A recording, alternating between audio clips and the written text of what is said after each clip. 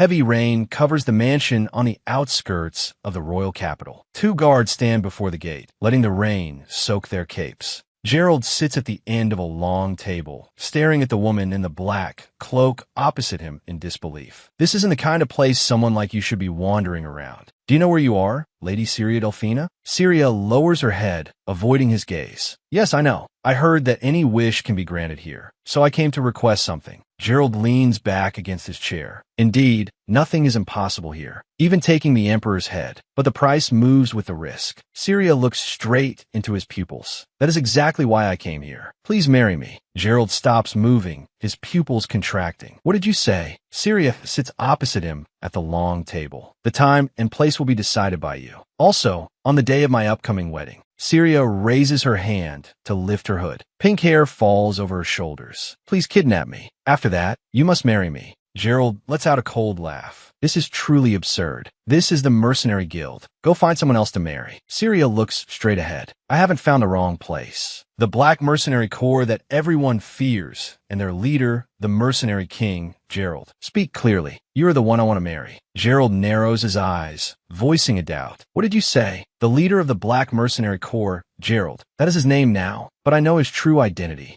Prince Alperd, who carries the blood of the giant dragons passed down through the imperial family. The mad killer who will slay all obstacles in the future. I didn't come before such a man to beg, but to make a deal. Gerald's eyes turn cold. So, young lady, you know very well who I am and what this place is. You want me to kidnap you for a forced marriage? Syria rests her chin on her hands, the corners of her mouth lifting. That's right. You understand perfectly. Immediately after the kidnapping, we sign a marriage contract and go to the temple for notarization, making our union legally binding. Gerald stands up abruptly, his black cape sweeping across the table. Enough. This is simply a waste of time. Gerald steps towards her, his leather boots striking the floor, making a dull thud. Are you mocking me? Spouting nonsense. I'll kill you. Syria's body freezes, looking at those eyes that changed in an instant. He really will do it, but I have no retreat. Syria takes a deep breath and looks straight at Gerald. I'm not joking. You have no choice but to listen. If I intended to back down, I wouldn't have come to you in the first place.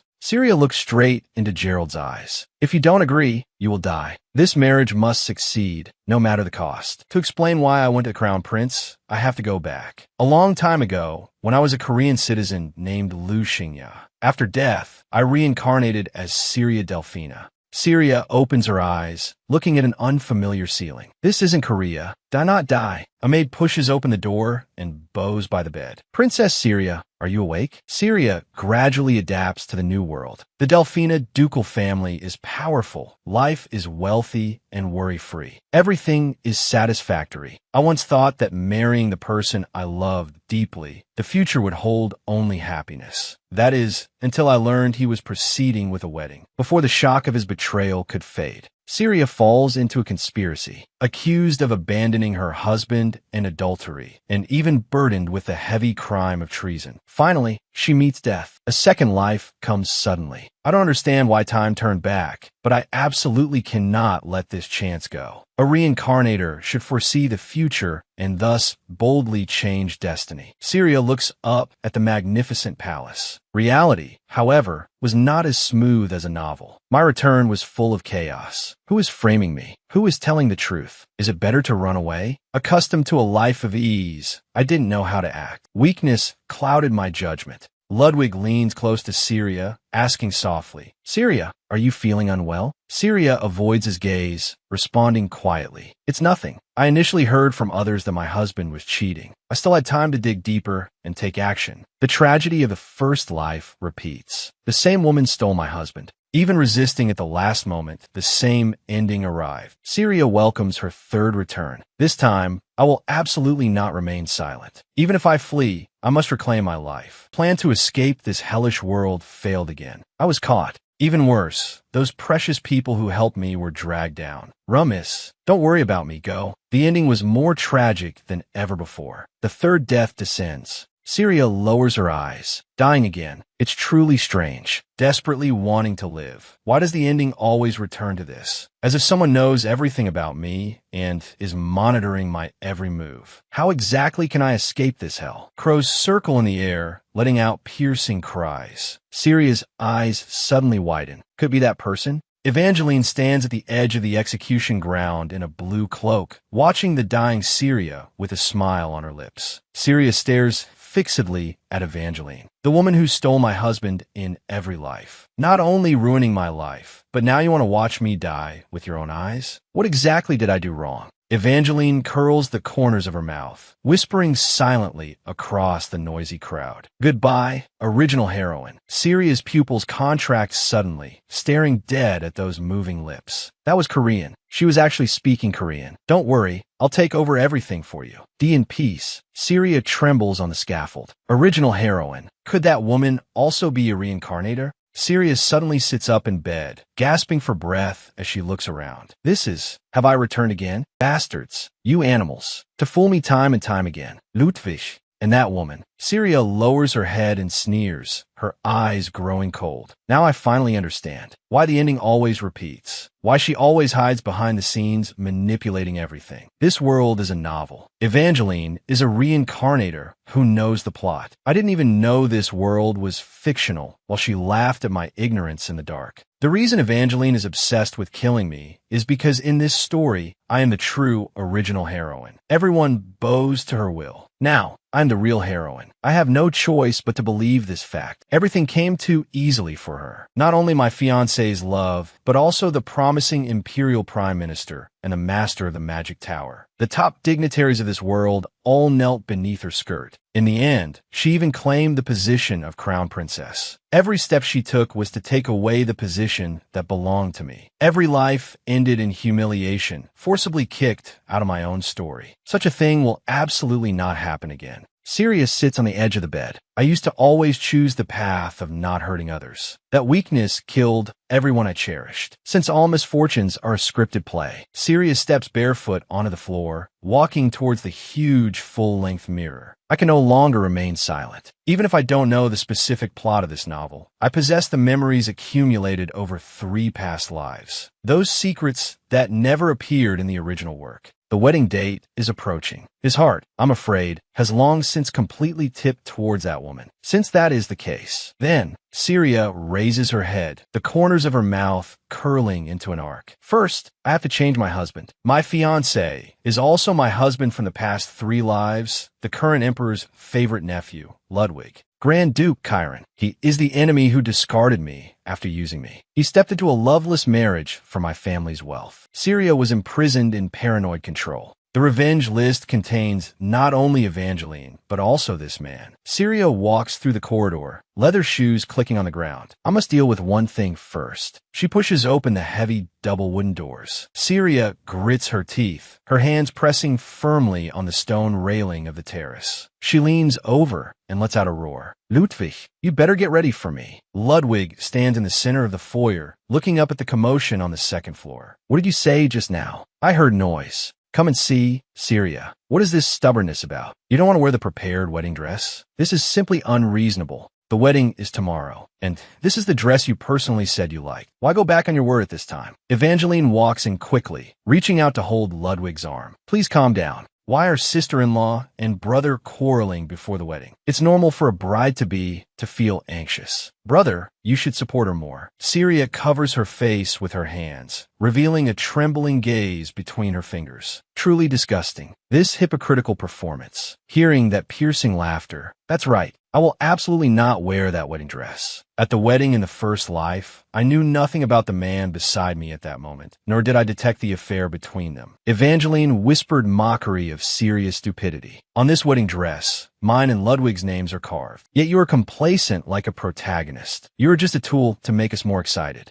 Evangeline cups her cheek, the corners of her mouth twisting upward. Thanks to you, that wedding became very wonderful. Evangelinerus, the daughter brought by the current empress, a harlot. She has no blood relation to the imperial family, yet she uses this identity to weave a web. The plan starts with marrying the emperor's nephew, then trampling all the dignitaries under her feet. Syria stares at the hand, holding on to Ludwig. Evangeline, shameless. This cross-line intimacy can no longer shake me. I just feel nauseous. Syria turns abruptly, grabbing Ludwig's lapel with both hands. Ludwig, do you know? Someone carved someone else's initials on my wedding dress. A trace of panic flits across Ludwig's eyes. Syria, isn't it normal to carve the bride and groom's names on the wedding dress? Syria looks straight into his eyes. That's right, but the names carved on it aren't mine. They're someone else's. Evangeline stands to the side. That's impossible. Sister must have confused it with someone else's dress. Syria lets go of the lapel and turns to stare at Evangeline. All the fittings were done at the Delphina residence, and you were the one who accompanied me to supervise them, Evangeline. The smile on Evangeline's face vanishes. Syria tears open the lining of the wedding dress, her fingertips sliding across the white fabric. Look, here are carved the letters L and E. This is absolutely not a simple mistake. Syria buries her head in the fabric, her shoulders trembling violently. This was obviously done by someone jealous of this wedding. What should I do? Syria leans against Ludwig's chest. Ludwig,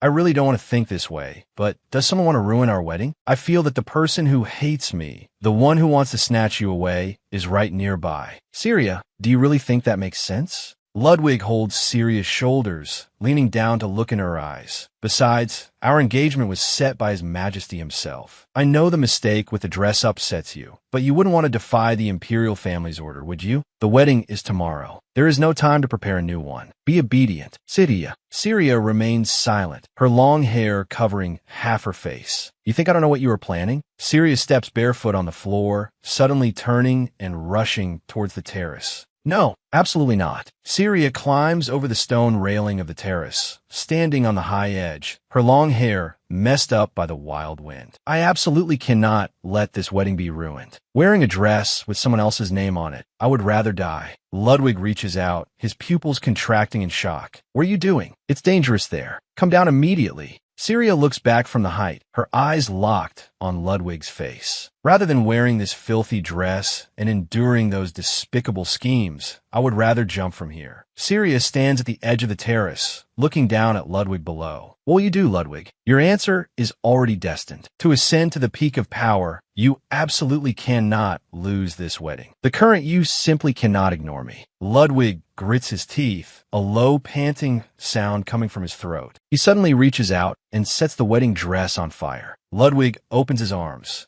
Syria, now you have nothing to worry about. Although I don't know who did it, we absolutely cannot let them ruin our wedding. Take my hand. Syria throws herself into Ludwig's arms. Ludwig, I knew you would stand on my side, but the wedding is tomorrow. What should I do without a dress? Ludwig turns and looks at Evangeline. Evangeline, you have a dress, right? Evangeline flinches violently, her hands twisting together tightly. What, brother? Ludwig, holding Syria tightly in his arms, his tone allows no doubt. The one prepared for attending tomorrow's wedding. The birthday gift Her Majesty the Empress gave you. That dress is suitable as a wedding dress. Evangeline's face turns pale instantly, her breathing becoming rapid and messy. Ludwig issues the final ultimatum. Give that dress to your sister-in-law. Syria stands before the dressing mirror, her fingertips stroking the gorgeous silk. I just wanted to strike back at Evangeline's malice, but I didn't expect to take her dress in the end. Syria gazes at the dress on the mannequin. I should have done this sooner. More importantly, the initials embroidered on this dress. Obviously, everyone already knew. They probably just followed orders and turned a blind eye. Syria presses her lips together tightly. I must stay strong. The revenge hasn't even truly begun. Most importantly, this might be my last chance. Ludwig, on the wedding ring taken from the emperor's hand, 3 purple diamonds are set. Every time I am reborn, 1 diamond loses its luster. And I always wake up on the eve of the wedding. Syria looks down at the ring on her finger. Now all the diamonds are dim. This means this is my last chance. Syria raises her hand and suddenly clenches it. This time, I will absolutely not fail again. Annie knocks lightly on the door and pushes open the heavy wooden door. Miss, it's Annie. I came to see if you're all right. Annie cups Syria's face, her fingertips stroking the red and swollen corners of her eyes. Oh my, your eyes are swollen from crying. Doesn't it hurt? Syria lowers her eyes, letting her hair cover her cheeks. I'm fine. Thank you for your concern. Annie is the wet nurse's daughter. She died countless times trying to save me. I'll bring a hot towel to apply for you. Syria holds Annie's hand. I promise I will save you this time. Annie leans to Syria's ear, whispering in a low voice. By the way, about the initials on the wedding dress. I think that's the name of Marquis, Russ's daughter. That woman has been seducing the Duke. I said long ago she was suspicious. Syria closes her eyes, the corners of her mouth slightly rising. Thank you, Annie. I heard Sir Beltran is looking for me. If he has something to say, please tell him to come see me tonight. Renu stands outside the door, raising his hand to knock lightly on the heavy wooden door. Miss, I'm coming in. Syria sits behind the desk, responding without looking up. Come in, Sir Beltran. Renus pushes the door and enters. His black uniform gleams coldly under the light. He walks with a straight back to the center of the room. Renus falling in a pool of blood. In my third life, he helped me escape. He was the only one in the Delphina Knights who didn't betray me. Renus walks towards Syria. Apologies for the sudden visit late at night, but I have an urgent matter to tell you. Besides Annie, he is my only ally. Renus stops. I know you don't want to hear this, but I must say it for your sake. Grand Duke Ludwig. Renus stares at Syria. He isn't marrying you for love. He just wants the power of the Delphina Duchy and that legitimacy of inheritance. His relationship with Marquis Russ's daughter is extremely suspicious. Please change your mind.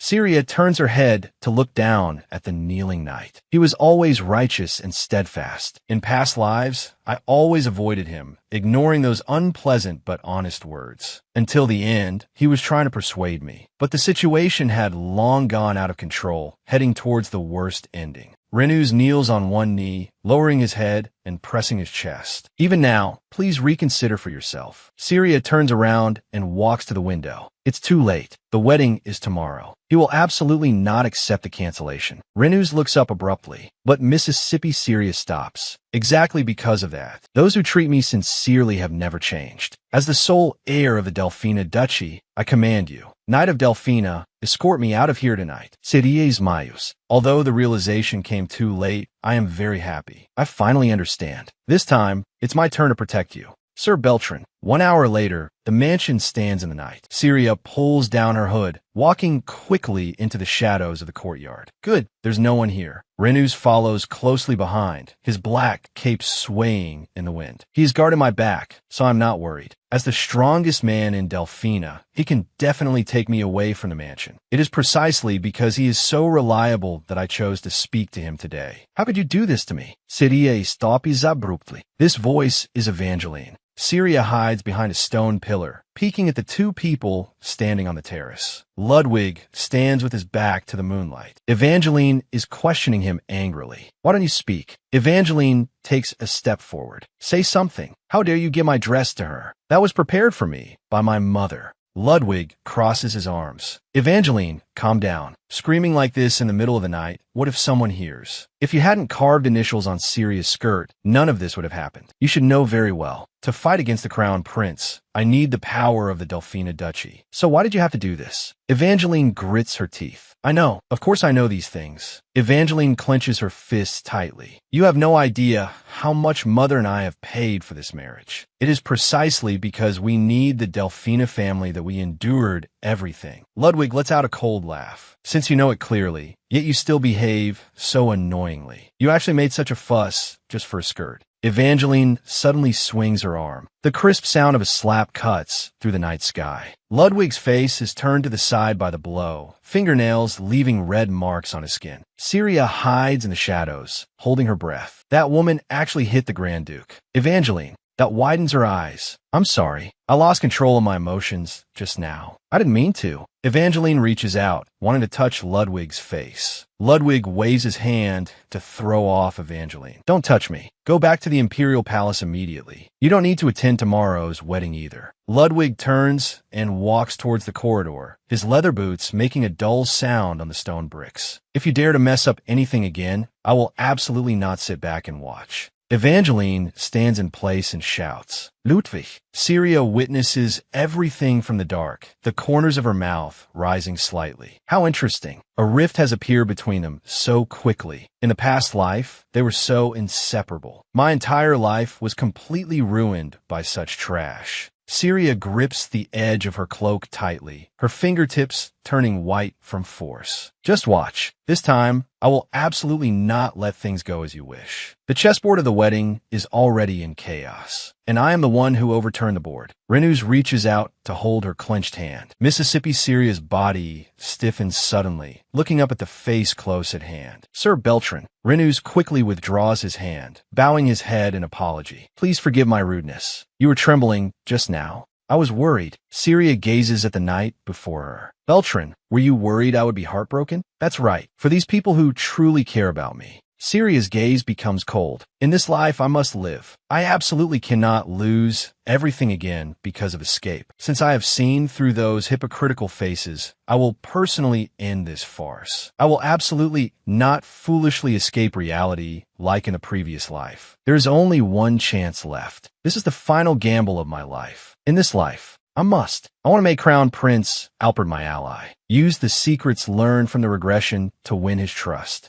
Dragon's blood flows in the imperial family. Those who inherit the blood also inherit the madness. The purer the blood, the deeper the madness. He is the crown prince with blood closest to the progenitor, and also the one most deeply swallowed by madness. The emperor cannot trust a mad son, turning to support his nephew Ludwig. To fight back, Alfred took the alias of the mercenary Gerald and lurked in the imperial capital, accumulating power on the day the blood moon rises. But in all endings of the previous lives, Alfred was eventually executed by dismemberment. This time, I must prevent his death, because I know how to save him from his destiny. To save him, more accurately, to save myself. Syria stands under the gorgeous chandelier, looking straight ahead. If you don't marry me, you will die. Syria found him just like this. Alfred turns his head sideways. Ivildi? What do you mean by that? The crown prince will absolutely not refuse this proposal. In the past 3 lives, he was killed every time because of his madness.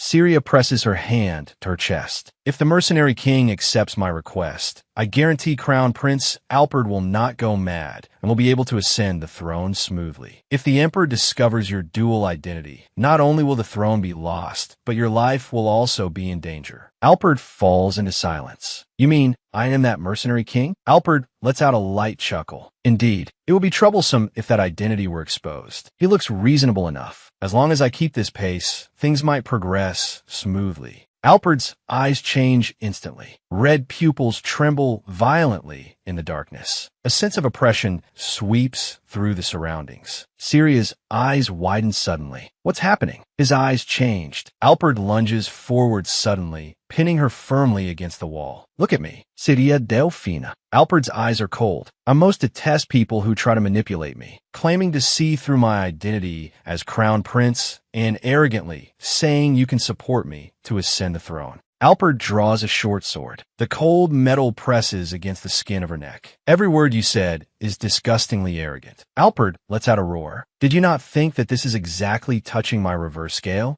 Syria is forced to tilt her head back, feeling the chill from her neck. Completely miscalculated. I didn't expect Alfred to be angry to this extent. If I die here like this, my final plan is completely finished. No, I absolutely cannot give up like this. This is the first time in 3 lives I've had contact with Alfred. If I cannot persuade him in this life, I will eventually die miserably at Evangeline's hands anyway. Since that is the case, I have long ceased to fear death. Syria stares into Alfred's eyes, the corners of her mouth curling into an arc. I'm sorry, but I'm not afraid of death. In the end, the only person who will feel regret is you, mercenary King Gerald. Alfred's pupils contract suddenly. He withdraws the short sword, letting out a short laugh. I haven't heard that the daughter of the Delphina Duke family suffers from mental illness. Syria gazes at the sheathed blade. As you can see, my family carries humble blood and does not have that genetic madness. Fortunately, he didn't get serious. In that instant just now, he indeed had no killing intent. He re-evaluates the woman before him, the corners of his mouth rising slightly. All right, my brave and confident lady. Then tell me.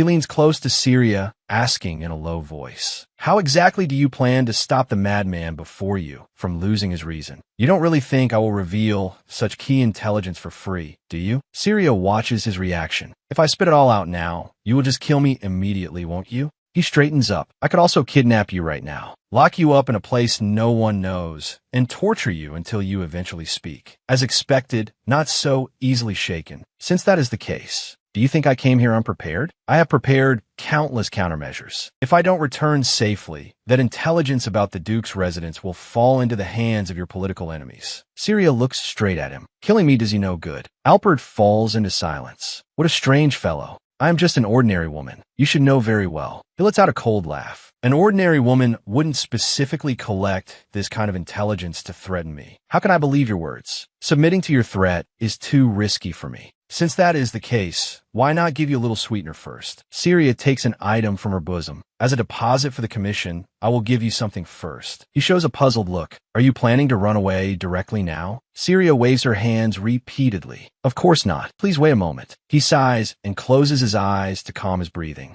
"All right, let me see what exactly you brought. Open it." He reaches out to take the cloth bag, untying the knot. "If this is another trick, next time I really will cut off your head." He looks down into the bag, his movements stopping abruptly. Syria watches his reaction. "Agrippina's tear. This is one of the 5 blessed gems your highness has been looking for." Syria presses her hand to her chest. "If you accept my commission, I will also inform you of the whereabouts of the remaining gems." He scrutinizes the gem in his hand, letting out a low hum. "Indeed, it is a rare item. But do you think I, as the crown prince, will be blinded by a mere gem?" Syria looked straight into his eyes. "This is not just a mere gem. It is the Agrippina, one of the 5 great blessing gems your highness has always desired. And I have now placed one of them in your hands. However, there is one thing your highness does not know." Syria lowered her voice. "Neither Agrippina nor any other blessed gem or holy relic can cure your highness's madness. Only through me can you find the method to resolve the madness."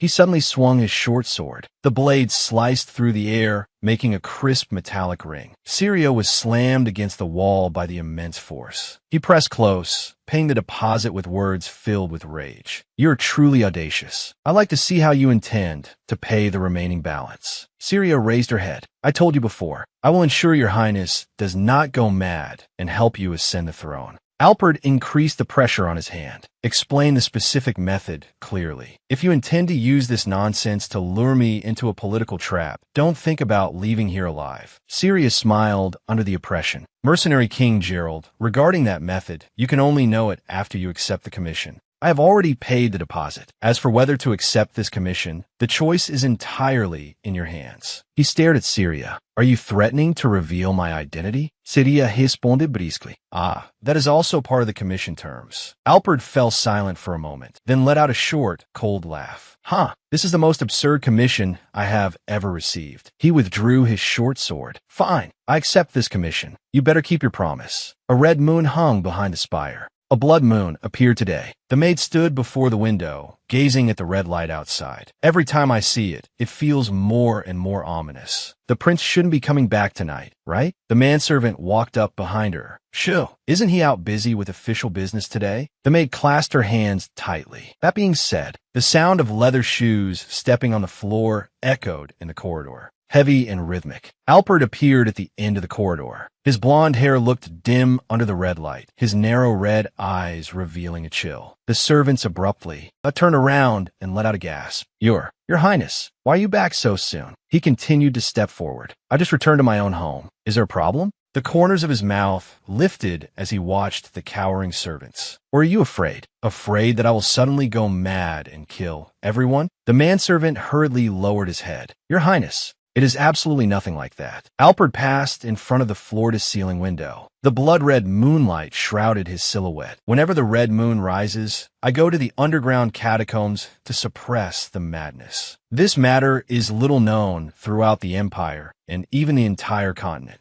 Only that woman, she actually knew all of this. Not only that, I can prevent His Highness Alpert from falling into madness. I pray to the goddess with this humble body, may the truth of these words be verified. Then prove that these words are true." Syria looked straight into his eyes. If what I say is false, then please cut off my hands. I swear to God, I can definitely quell your madness. Quell the madness. The source of the intelligence. That woman's identity cannot be determined yet. Whatever happens, at the very least, I absolutely cannot let her serve Ludwig. He reached out and pushed open the heavy door, his fingertips brushing against the cold door edge. Come to think of it, this was a commission I couldn't refuse from the start. To dare come here and threaten me. What an interesting woman. Did she just say the wedding is tomorrow? The morning of the fourth wedding arrived, the day after making the request to Alpert. This day had come after all. Ludwig stood in the center of the hall, staring at Syria before him. Do you have any idea how embarrassed I was that day? Syria, with such a soft heart, do you think you can fulfill the duties of the Grand Duchess?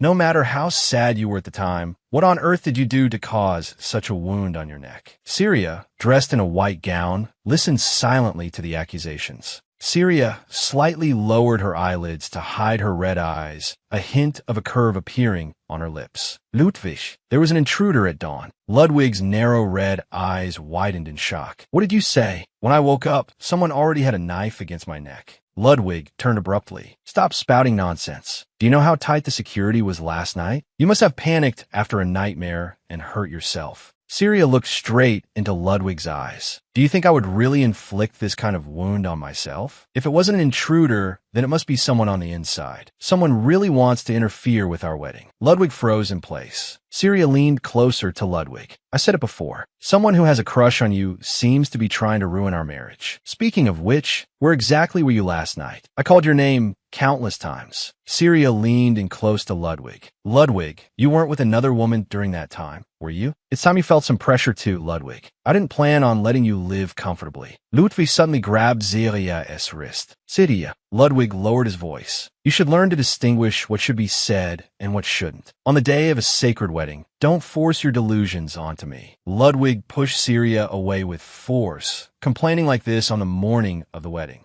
Are you satisfied now? Syria fell to the ground, her white dress spreading over the cold floor. Leather shoes made a crisp sound on the stone tiles. Your Majesty. The Emperor looked straight ahead and let out a roar. Ludwig, what exactly is going on here? Sweat seeped from Ludwig's forehead. Your Majesty. Syria turned her face to the side, the corners of her mouth hooking upwards. You're finally here. Your Majesty. This is the reason I kept provoking Ludwig with nonsense. The Emperor always comes to congratulate on the wedding morning. Ludwig obviously knew nothing about this, and as the Emperor approached, he must have heard all the arguing just now. The Emperor cannot trust his own biological son, so he chose to support his nephew Ludwig as a counterbalance. Now, Ludwig dares to neglect the bride he personally arranged and even acts recklessly on the wedding day. The Emperor will never sit idly by. Arguing with the bride on the wedding day, Ludwig turned abruptly, pointing a trembling hand at Syria. Your Majesty, this is just a misunderstanding, right, Syria? Syria lowered her head and arranged the white flowers in her arms. Your Majesty, he is right. I am very sorry for causing this disturbance. The Emperor noticed the bruise on her wrist. Now you've gone from bad to worse, even daring to lay a hand on your fiancée? Ludwig, I am very disappointed in you. Ludwig's eyes widened suddenly, his lips trembling violently. No, Your Majesty, that bruise wasn't caused by me. In order for you to successfully marry Syria Delphina, you should know better than anyone who is pushing things behind the scenes. If you disappoint me one more time, I will have to consider other alternatives. Ludwig froze in place, cold sweat rolling down his cheek. Your Majesty, the Emperor strode out of the hall. Truly pathetic. Syria stood in the distance, watching his retreating figure. This is enough. The corners of Syria's mouth hooked into an arc. Now the only thing left is that one matter. Waiting for Alpert to kidnap me. The bell tower stood tall in the sunlight. Cheers penetrated the thick stone walls, echoing over the entire city. The streets were lined with people, waving their arms and shouting loudly. Her Highness the Duchess. Happy wedding. You two are truly a match made in heaven. May God bless you both. Syria sat inside the carriage, waving through the glass. These words that were supposed to bless the bride sounded like curses at this moment. More importantly, where exactly is the crown prince now? Syria turned her head slightly, searching for the expected figure. Noon. The hands of the clock tower in the center of the square overlapped. He should have appeared by now. There was no trace of him. Thinking about it carefully, this does sound ridiculous. A woman who suddenly appeared claiming she can cure madness and help him ascend the throne. Did he doubt me? Has he even abandoned me? The carriage shook violently. Sirius slammed against the inner wall of the carriage. What? A knight in white armor spurred his horse out of the alley. The coachman yanked on the reins, looking ahead in terror. That person is. A white cape billowed in the wind. Impossible. Alperd reined in his horse. His short golden hair shimmered in the sunlight. His narrow red eyes locked onto the carriage. His Highness the Crown Prince? Alperd dismounted. His movements were agile. Passers-by stopped and looked sideways, whispering, "Is that person Crown Prince Alperd? He should be attending the ceremony at the temple. Why would he appear in the bride's procession?" Alperd walked straight toward the carriage. The escort knights blocked the front of the carriage, their voices trembling. "Your Highness, why are you here? If you are here to congratulate the bride, the procession will arrive at the temple very soon." Alperd turned his head, his eyes cold. "Move." Alperd drew his sword. The sound of metal friction was sharp and piercing. "I have an urgent matter to confirm, so don't block my way. Knights, do not leave your posts. Stay where you are." The escort knights lower their heads. "How dare we obstruct your highness's path? But the matter you wish to confirm is..." Alperd gripped the hilt of his sword. "Where is Lady Syria?" The escort knights looked troubled, stammering. That is..." Two guards exchanged glances, lowering their voices. "He's looking for the bride. Something's wrong. Quickly go to the main hall and notify the Grand Duke." "Understood."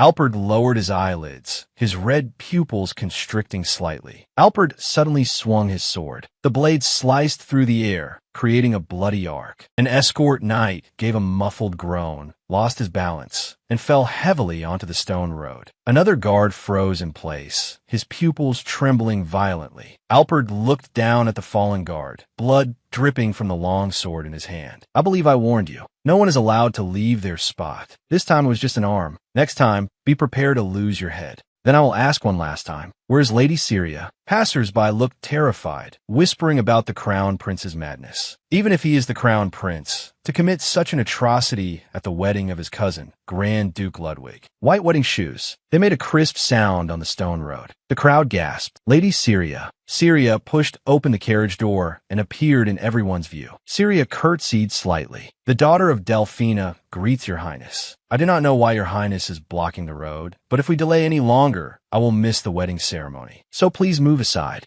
Alperd reached out, his fingertips touching the white veil. He suddenly lifted it. Syria stood still, letting the veil slide down. The passers-by gasped. He lifted the bride's veil. "The ceremony hasn't even started. How dare he commit such an insulting act?" The escort knights rushed forward. "Your Highness, you cannot do this. A veil that not even the Grand Duke has lifted yet." Alperd turned a deaf ear, lowering his head to approach Syria, his gaze locked on her face. Renus Beltran took a step sideways, blocking in front of Syria. "Your Highness." Renus Beltran gripped his sword hilt. "How can you humiliate a noble lady like this? I do not know your intention for this action, but this is tantamount to an insult to the entire Delphina family. Please show my mistress the respect she deserves." Passers-by whispered in low voices. "Is that guy crazy?" Even to protect his master, drawing a sword against the crown prince. Too reckless. Syria gazed at the man before her, pleading evident in her red pupils. "I beg you, please have mercy. Let's go to the temple." Alperd stared at Syria, his narrow red eyes narrowing slightly. "Did you go to these lengths just to make the kidnapping easier? So you were this kind of woman. You were so bold in front of me before, but now you've put on a different face. In that case, playing along with this boring charade isn't difficult. I just have to play the role of the crown prince forcing a marriage. Is that what you mean?" Alperd swung his long sword. The blade slashed across Renus Beltran's chest. Renus Beltran gave a muffled groan, staggering backward. Syria's eyes widened. "Beltran, you're bleeding a lot." Renus Beltran struggled to stand firm. "I'm Euphina. Miss, please step back. It's too dangerous here." Syria turned to Alperd, her red pupils filled with terror. "Your Highness, I beg you, please have mercy on him. This expression doesn't look like acting. What the hell is going on? Where did that pitiful acting from just now go?" "She's actually worried about that man. For some reason, This makes me feel nauseous. Alpert lowered his eyelids, a chill emanating from his red pupils. Lady Syria, it seems this knight is indeed loyal to you. Syria straightened her back. That's right. The knight's sin is the master's sin. If you must exact a price, then please take it out on me. Alpert let out a soft chuckle, the corners of his mouth hooking into a cold arc. Alpert suddenly swung his fist, striking heavily into Renu's Beltran's abdomen. A dull thud sounded. Renu's Beltran spat out a mouthful of blood, his body curling up in severe pain. Syria skriamid.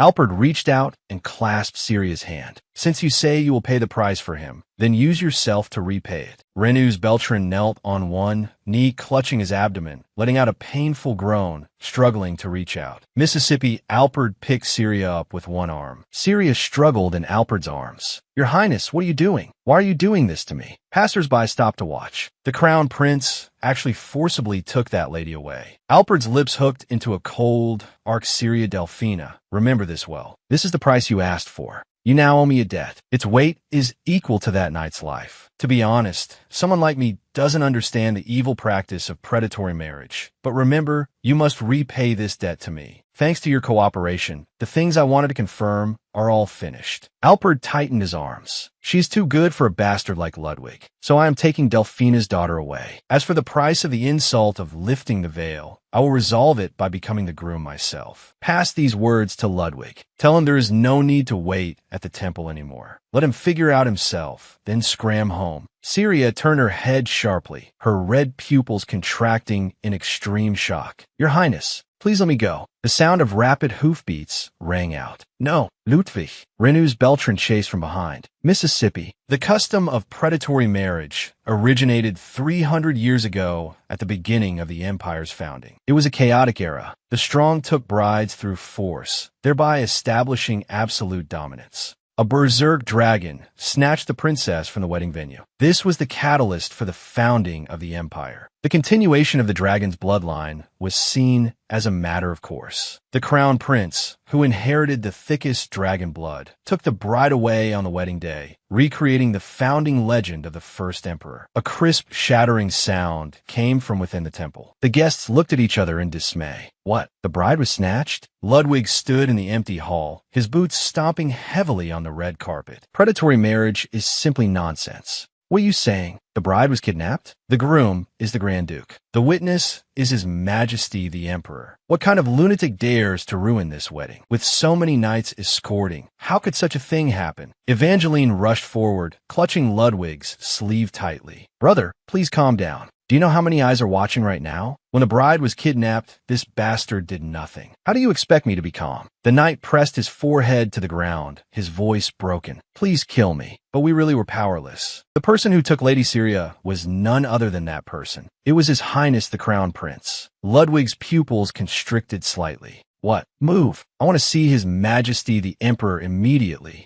Ludwig walked through the long corridor, his boots making loud noises on the stone slabs. Your Majesty. Two guards crossed their spears, blocking the closed palace gates. Ludwig stopped. I am here to see His Majesty. Move. The guards straightened their backs, staring straight ahead. We are very sorry. You cannot enter. His Majesty is conducting an emergency consultation and has ordered that no one is allowed inside. Ludwig lowered his eyelids, his red pupils hidden in the shadow of his hair. He is probably considering how to quell the situation, choosing the plan most beneficial to him. Completely disregarding my position, Ludwig grabbed the guard's collar and let out a roar. His Majesty the Emperor, please grant me justice. Rumors have already spread throughout the imperial capital. This is an insult to the empire. The study was dead silent. Sunlight shone through the high windows onto the round table. The emperor sat in an armchair, arms crossed. Isabel put down her teacup, breaking the silence. Your Majesty, how do you intend to handle this matter? The emperor stared at the steam rising from the cup. I am considering it. Neither the missing bride nor the culprit who took her has appeared yet. Isabel looked straight into the emperor's eyes. But the people have already decided that Grand Duke Ludwig's wedding is thoroughly ruined. I am really worried. About Alpert. Isabel lifted her teacup and took a sip of black tea. To commit such a lawless act, has he already been swallowed by madness? The emperor gazed at Isabel's bare arm, his gaze stopping on a scar. That scar. It was a mark left by Alpert when he was 10 years old, the first time he showed signs of madness. Since that day, Isabel's right arm could never be raised normally again. Exposing the scar now was to make him remember that madness. The Crown Prince. Indeed, he fully inherited the late Empress's madness. The Emperor suddenly swung his fist, slamming it heavily onto the round table. Bam! Do not mention Roxelin regarding this matter, especially at a time like this. Be careful with your words. Isabel lowered her head and put down the teacup in her hand. Yes, I apologize to you. I was inconsiderate.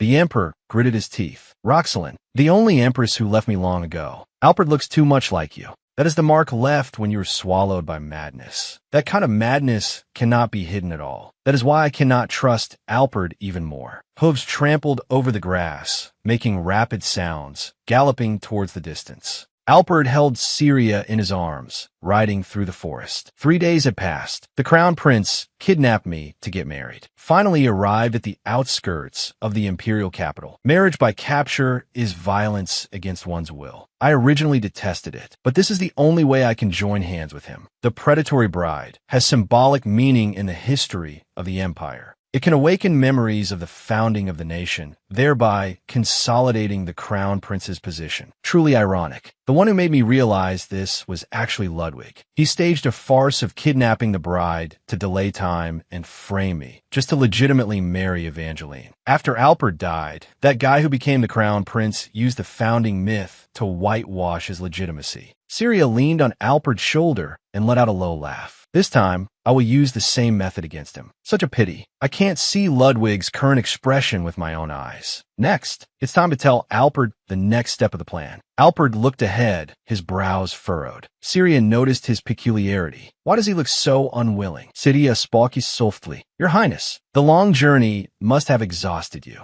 Alpert did not turn his head, his tone stiff. No, not all. Syria observed his expression. Is it because of traveling continuously for 3 days that his mood has worsened? Syria asked tentatively. Since we have already left the imperial capital, can we slow down a little? Alpert suddenly yanked the reins tight. I can't do that. The sound of hoofbeats became more urgent, echoing violently in the forest. Don't know when the pursuers will catch up. Hold on tight. Alpert clasped Syria's waist with one hand, locking her entire body in his arms. Syria let out a gasp, her body rising and falling violently with the horse's back. I feel like I'm going to throw up. Alpert remained silent. So what was I blindly worrying about just now? He wasn't thinking about anything at all. The royal villa on the outskirts of the imperial capital. The white domed building stood in the sunlight. All was silent around them. Syria stepped off the carriage and onto the promenade paved with stone bricks. Every step felt heavy. This was truly an exhausting journey. Syria looked around. Finally, I could take a bath. Where's the bed? Where's the bed? Not being able to wash for 3 whole days. This feeling was terrible. Alpert leaned in close. My bride is truly bold. It's even a bit embarrassing. Syria froze suddenly, her cheeks flushing red. What?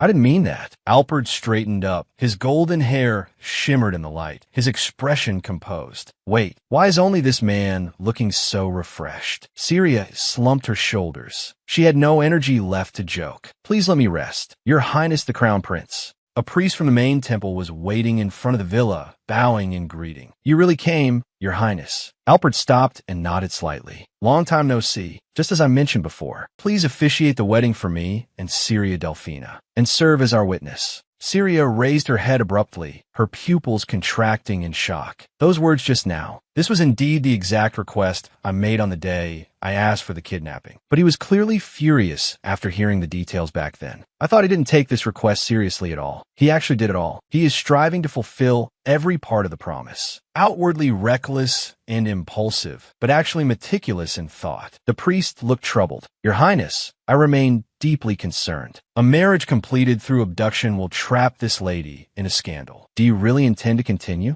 Alpert turned his face, his gaze sharp. It has been 3 days since I took the bride away. Even if I send her back now, can her reputation remain intact? Only by marrying me is the path of least harm to her reputation. Alfred's mouth curved up slightly. Besides, didn't you already swear to me? To repay my mother's kindness, you would do anything. The priest fell into silence. Your Highness is right. Syria lifted the hem of her dress and took a step forward. I want to marry the crown prince. This is the conclusion I reached after 3 days of distress. Please respect my decision. The priest looked at the two people before him and finally relaxed his furrowed brows. I understand. The priest stood behind the altar. Please, both of you come forward. The chapel was empty. The pews were arranged neatly in the silence. The ceremony was simple and quick. Syria and Alfred stood side by side before the primordial god and the earth goddess, exchanging vows, signing their names on the marriage contract. The priest anointed their foreheads with holy oil, chanting blessings in a low voice. May the spirits protect this union. The priest looked at the newlyweds and declared solemnly, hereby, you two, witnessed by the primordial god and the earth goddess, you have been reborn, officially united as husband and wife. The most arduous task was finally solved. The right to recognize marriage belongs only to the temple. Neither the emperor nor dragons can interfere. Syria lowered her eyelids. Finally, I am safe. The priest lowered his hands. Now, please exchange the kiss of the covenant. Syria froze suddenly. Wait, what did he just say? Quiche, I actually missed this step. From the moment I decided to marry, I should have thought of it. Syria turned her head, stealing a glance at Alfred beside her. To kiss someone I've only known for a few days? And there is no love involved. The other party is His Highness the Crown Prince. Is this really going to happen? Alfred turned around and looked down at Syria. I must kiss her. Calm down, Syria. This is just a means to win over Alfred. Alfred turned around and reached out to support the back of Syria's neck. Syria closed her eyes. We've come this far. What does a kiss matter? Don't panic. It's just part of the wedding.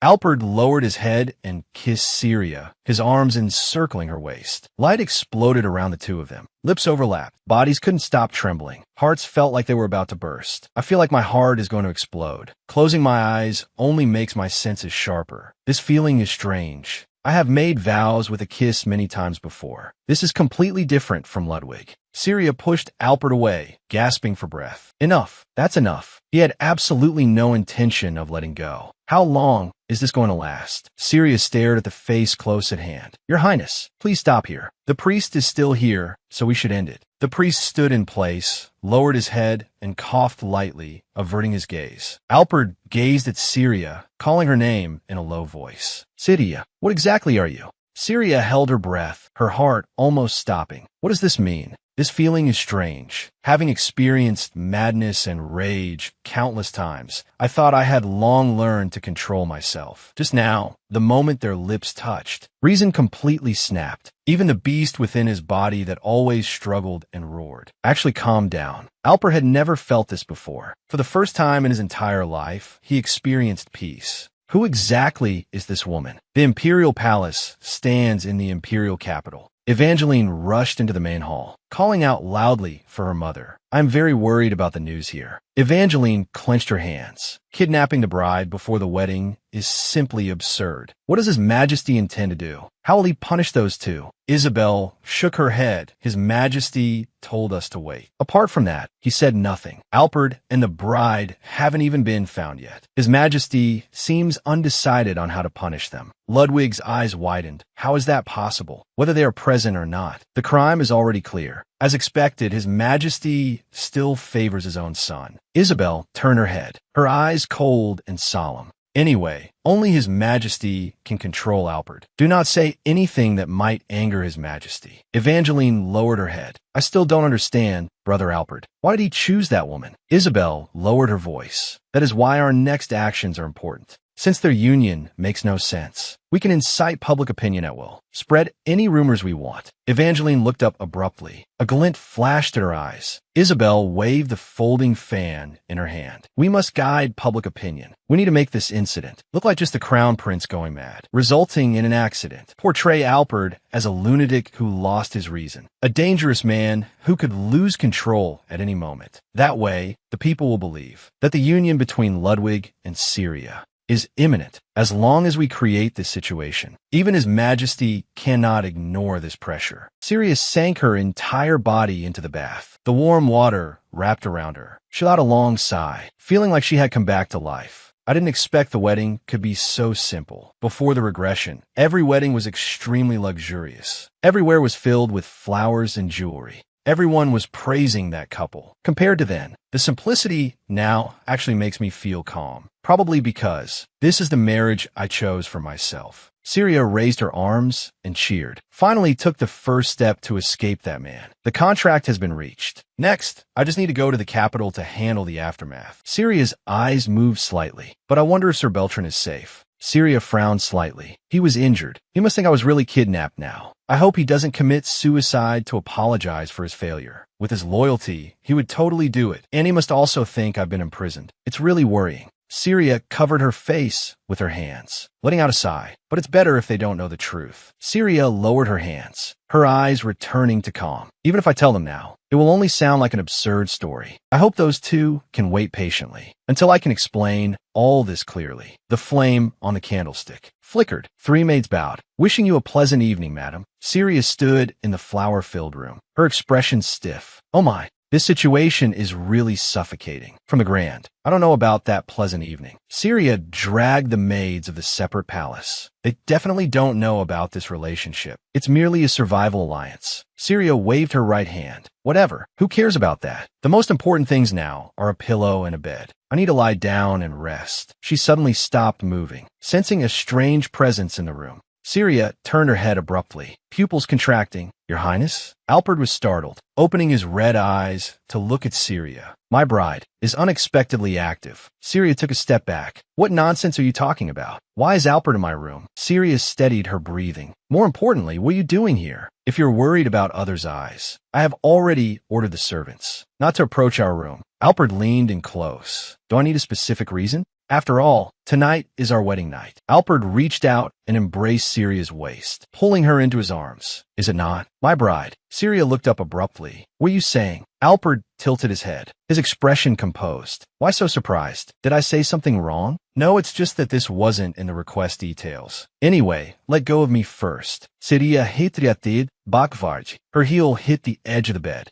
She lost her balance, letting out a scream, falling onto the center of the bed on her back. Alfred looked down at her. You're more scheming than I thought, actually luring me to the bed on your own. Alfred leaned down, pressing closer. What a clumsy seduction technique. Syria lay on the bed, breathing rapidly. This distance is too close. Syria, newlyweds. You should know very well what to do on the wedding night, right? This is too dangerous. If this continues, something will really happen. Syria reached out to brace against his head. Wait a moment. Since the previous request was only a verbal agreement, I think there must be a misunderstanding. The most important thing to do now is to draft a formal contract. Syria raised her index finger, her gaze burning. Written terms must be stated. Syria sat at the round table, pushing the paper to the opposite side. This is everything. You shouldn't have any objections, right? Alfred looked down to examine the contract. The other terms are fine, but what does this one clause mean? Alfred gazed at Syria by his side. When I become emperor, you will be the only empress. Yet you say you want a divorce at that time. Syria nodded in confirmation. That's right. This is the proof of my pure motives. I'm not helping you for power or the title of empress. Alfred reached out to support his chin, humming in thought. Why prove these things to me? Syria froze on the spot. Isn't this more beneficial for Alfred? After all, he will soon have someone he loves. In the second life before the regression, I was the confidant of the emperor who killed Alfred. The emperor covered his face and wept. That child seemed to have a woman he loved. After Alfred died, the emperor lived in seclusion in a remote temple. He completely broke down. How ironic. I only found out about these things after Alfred died. The emperor sat on the throne muttering in a low voice, constantly repeating his regret for killing his own son. Even in the first life, I had heard rumors that Alfred had a lover, although I never saw that woman. But she must exist. That's why I added that divorce agreement, so he can find his true love later. Is he angry? Even though I'm being so considerate. How excessive. Alfred asked in confusion. What's wrong? Is there something on my face? Syria snapped back to reality. I was just lost in thought. Alfred asked again. I asked you why you wanted to add this clause. Syria looked straight at him. Because your highness might have someone in your heart in the future. Or rather, that person might appear at any time. Alfred leaned closer. Isn't this just insurance so that you yourself can withdraw at any time? Syria was stunned. What did you say? How can you say such hurtful words? Just don't thank me later. Alpert pressed on. What if I don't thank you?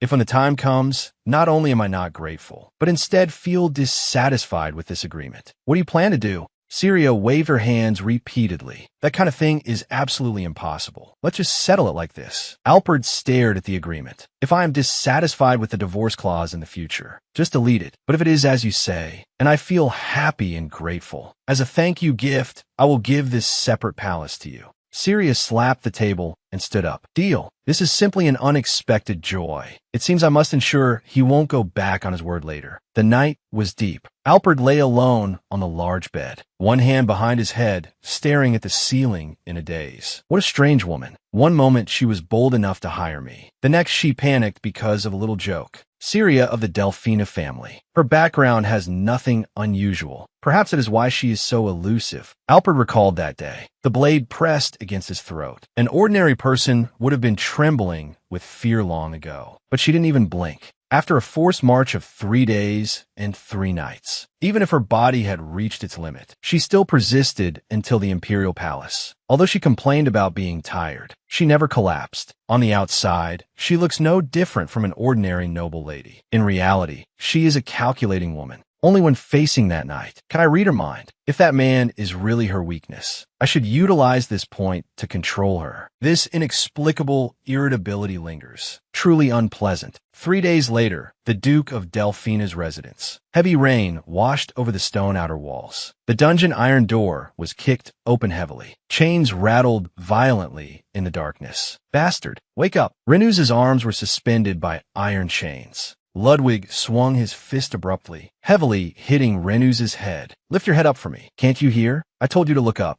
Renuz slowly opened his eyes. Purple pupils lit up in the shadows, staring directly at the abuser before him. Ludwig gritted his teeth. What does that look? You arrogant bastard. Ludwig swung his fist and struck violently, smashing heavily onto Renuz's face. It's because you didn't protect the bride well that I have to suffer this humiliation. What right do you have to still lift your head? Evangeline walked quickly into the dungeon, loudly shouting to stop Ludwig. Ludwig didn't turn his head. Get out. I'm in no mood to deal with you right now. Evangeline, stop. I have news to tell. Brother Alpert is bringing that woman back to the capital. He looked up abruptly. What? Evangeline raised the letter in her hand. This is intelligence sent back by spies planted by Mother, including their route and their current exact location. Ludwig reached out to snatch it. Get to me quickly.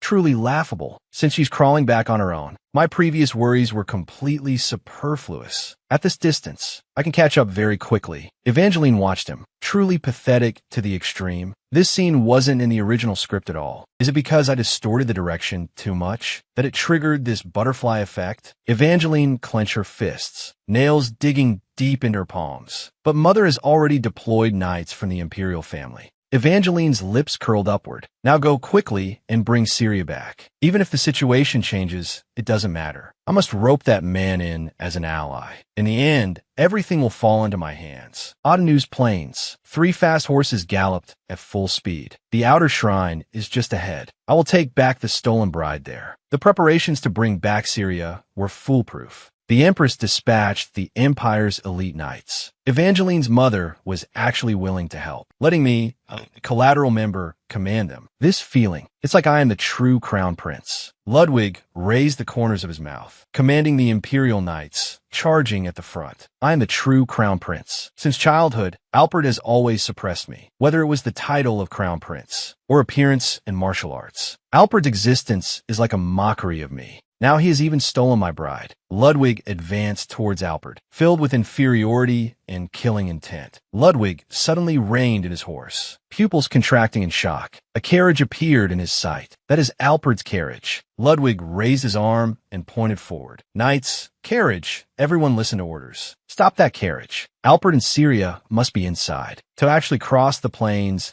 so ostentatiously, without even planning to hide their movements. Ludwig spurred his horse to accelerate. This arrogance is the cause of your death today. As long as I kill you, I will eventually become the crown prince. Ludwig pulled the reins hard. The warhorse neighed and stood across the front of the wheels, forcibly stopping the carriage. Ludwig reached out to lift the curtain. Syria, do you know how hard I've looked for you? Ludwig froze abruptly, pupils trembling violently. Inside the carriage, it was empty, only expensive velvet cushions. What on earth happened? The Empress's palace. Clang clang. This is the new tea just delivered. Evangeline picked up the teacup. Okay, mother, the more I think about it, the more uneasy I feel. This kind of thing never happened in the original work. In the original plot, Alpert failed to suppress his madness, eventually dying young. Syria handed everything of the family to Ludwig. Then she also died. Two people with no interaction actually staged a kidnapping marriage drama. Is it because Syria is the female lead? Is the story forcibly guiding towards a happy ending? Evangeline put down the teacup. Must calm down. I'm a transmigrator. Alpert possesses the power to change fate. At this rate, Ludwig's plan to inherit the Delphina family might fail. What's worse is, my blueprint to control everything through that man will collapse. There's one more thing that bothers me. I've been thinking about Alpert. Syria is just a female lead who only knows how to cry. Ludwig is just a mediocre male lead. Before transmigration, I only skimmed through the original work. Truly frustrating. Those protagonists have no appeal to me. As for that Alpert who barely appeared, he couldn't stir any ripples in my heart. After entering this world, I discovered the Alpert in reality is actually so charming, even knowing the original plot. Even though he attracts me so much, I know very well that no one can save him from madness. From the moment I realized that, I gave up the idea of possessing him to desire a man destined to die mad. It's meaningless. Evangeline suddenly clenched her skirt. However, this feeling is strange. Alpert actually became another woman's man. Isabel put down her teacup. Evan, stop it quickly. You will bite that beautiful lip. Evangeline suddenly released her teeth. Mother, can this matter really be resolved smoothly? Isabel smiled with eyes closed. Why worry so much? This situation is actually advantageous for us. That absurd kidnapping engagement gave us the most sufficient reason for action. Isabel sat upright in the chair. Thanks to those rumors we spread, their reputation has already fallen to rock bottom. No one will acknowledge that couple, not even His Majesty the Emperor. Don't be bothered by such trivial matters. My daughter, you are destined to become the Empress in the future. Evangeline's eyes widened slightly. Isabel put down the teacup. I will make you the true Empress of the Empire. You are my most precious treasure. Evangeline lowered her eyelids, responding softly. Yes, mother, I'm very grateful that you think of me. Truly ridiculous. She hasn't even noticed that her biological daughter's soul has been swapped. Although I can't be completely at ease. But she is the Empress after all. I can only choose to believe her. The heavy palace doors were pushed open violently. An attendant rushed into the hall with a panicked expression. Your Majesty the Empress, Crown Prince Alpert, and Miss Delphina, they have already entered the imperial palace. The two looked towards the door simultaneously. The palace courtyard was crowded with people. Servants stopped to watch one after another. Look over there. Is that His Highness who has been missing for a week? And that young lady, are they the protagonists of that kidnapping wedding? I heard His Highness went mad to do such a thing. Syria sat on horseback, letting her long hair brush past her cheeks in the wind. I can hear every word you are saying. Syria closed her eyes. The speed at which rumors spread is beyond imagination. Alpert actually intends to pass through that gate. The white horse stopped in front of the magnificent building. That was the Gate of Glory, the largest entrance in the imperial palace. Only those with special status could pass. Opened only for imperial parades or national heroes. Demanding to open the gate in this situation is simply crazy. The gatekeeper was sweating profusely. Why, Your Highness the Crown Prince? Alpert looked down at the guard below. Since you still recognize me, then don't make me waste my breath. Open the gate. The gatekeeper's face was pale. Your Highness, where exactly have you been during this time? And who is this beside you? Alpert lowered his head slightly. Don't make me repeat it a second time. How long do you intend to block us? Blocking the path of the Crown Prince and the Crown Princess. Satisfied? Syria closed her eyes and smiled. Of course, although it was more intense than expected, but the result far exceeded expectations. Declaring to everyone, we are already husband and wife. This parade is perfect. How long are we going to ride? Riding horses is usually prohibited inside the imperial palace. Alpert tightened his arms, leaning close to Syria's ear. Probably until we get inside. After all, we must show off enough according to your wish. This is the reason you haven't asked to dismount, right? Syria's breath hitched. He is sharp enough to be frightening. Syria looked towards the end of the corridor. Her gaze locked onto a distant figure. Who is that? Evangeline. Why is that woman here? Is it because I haven't seen her for too long? Why am I so uneasy? Before I died in my past life. Evangeline, that mocking face surfaced in my mind again. I must believe that I can escape her control. Alfred sensed something was wrong, reaching out to hold her waist. Syria, are you okay? Your body is shaking badly. Syria suddenly came back to her senses, crashing into those red eyes. Alfred brought his face close to hers. It doesn't look like you have a fever, but I have never seen your face look so bad. Syria felt the strength at her waist. So he's been holding me tightly since just now. Is it because of worry? But I cannot show weakness here. Syria forced herself to sit up straight. I'm Euphina. You don't need to worry. Having come this far, I absolutely cannot reveal any flaws. Alfred's tone allowed no doubt. No, your condition is obviously terrible. Syria looked up abruptly. What? I clearly said I'm fine. Alfred suddenly exerted force, carrying her entire body horizontally in his arms, landing steadily from the horse. Syria let out a gasp of surprise, her hands instinctively clutching his lapel. What are you doing? My bride is so weak. I really can't rest assured letting you continue to ride. Why do this suddenly? Why say such embarrassing words? Evangeline's pupils constricted, so he did it on purpose, to act in front of that woman. Syria buried her face in his shoulder, feeling the rise and fall of the other's chest. My frantic heartbeat actually calmed down. Evangeline stared at the retreating figures. The smile at the corner's peer-closed connection without sending complete message body. Was that little brat Syria mocking me just now? Evangeline stared at the retreating figures. That idiot Ludwig couldn't even handle something as simple as taking back the bride. This was supposed to be the perfect script. Isabel walked to her daughter's side. She lowered her voice. Since things have come to this, we can only use this as leverage to expel that woman. Evangeline trembled suddenly. She remained silent. Isabel let out a cold snort. Have you still not let go of those foolish feelings? Didn't I tell you to give up? Alfred will never be a puppet at someone's mercy like Ludwig. Put away those trivial emotions and focus on handling the trouble in front of us. Evangeline lowered her eyes. I know, those feelings are just fleeting clouds. I've known that for a long time. But Alfred is clearly a man no woman can possess. Why does it have to be Syria? It's not fair. She's clearly just the female lead in the original novel. The current plot has been completely distorted. This is too dangerous. At this rate, will I be the one to meet a tragic end? I can't just sit here and wait for death. I must temporarily set aside the original plan. I won't just watch everything happen. The doors of the Imperial Audience Hall swung open. Alfred led Syria inside. Their boots stepped across the long red carpet, the sound echoing through the empty hall. The Emperor sat on the high throne, looking down at the two below. You've finally come.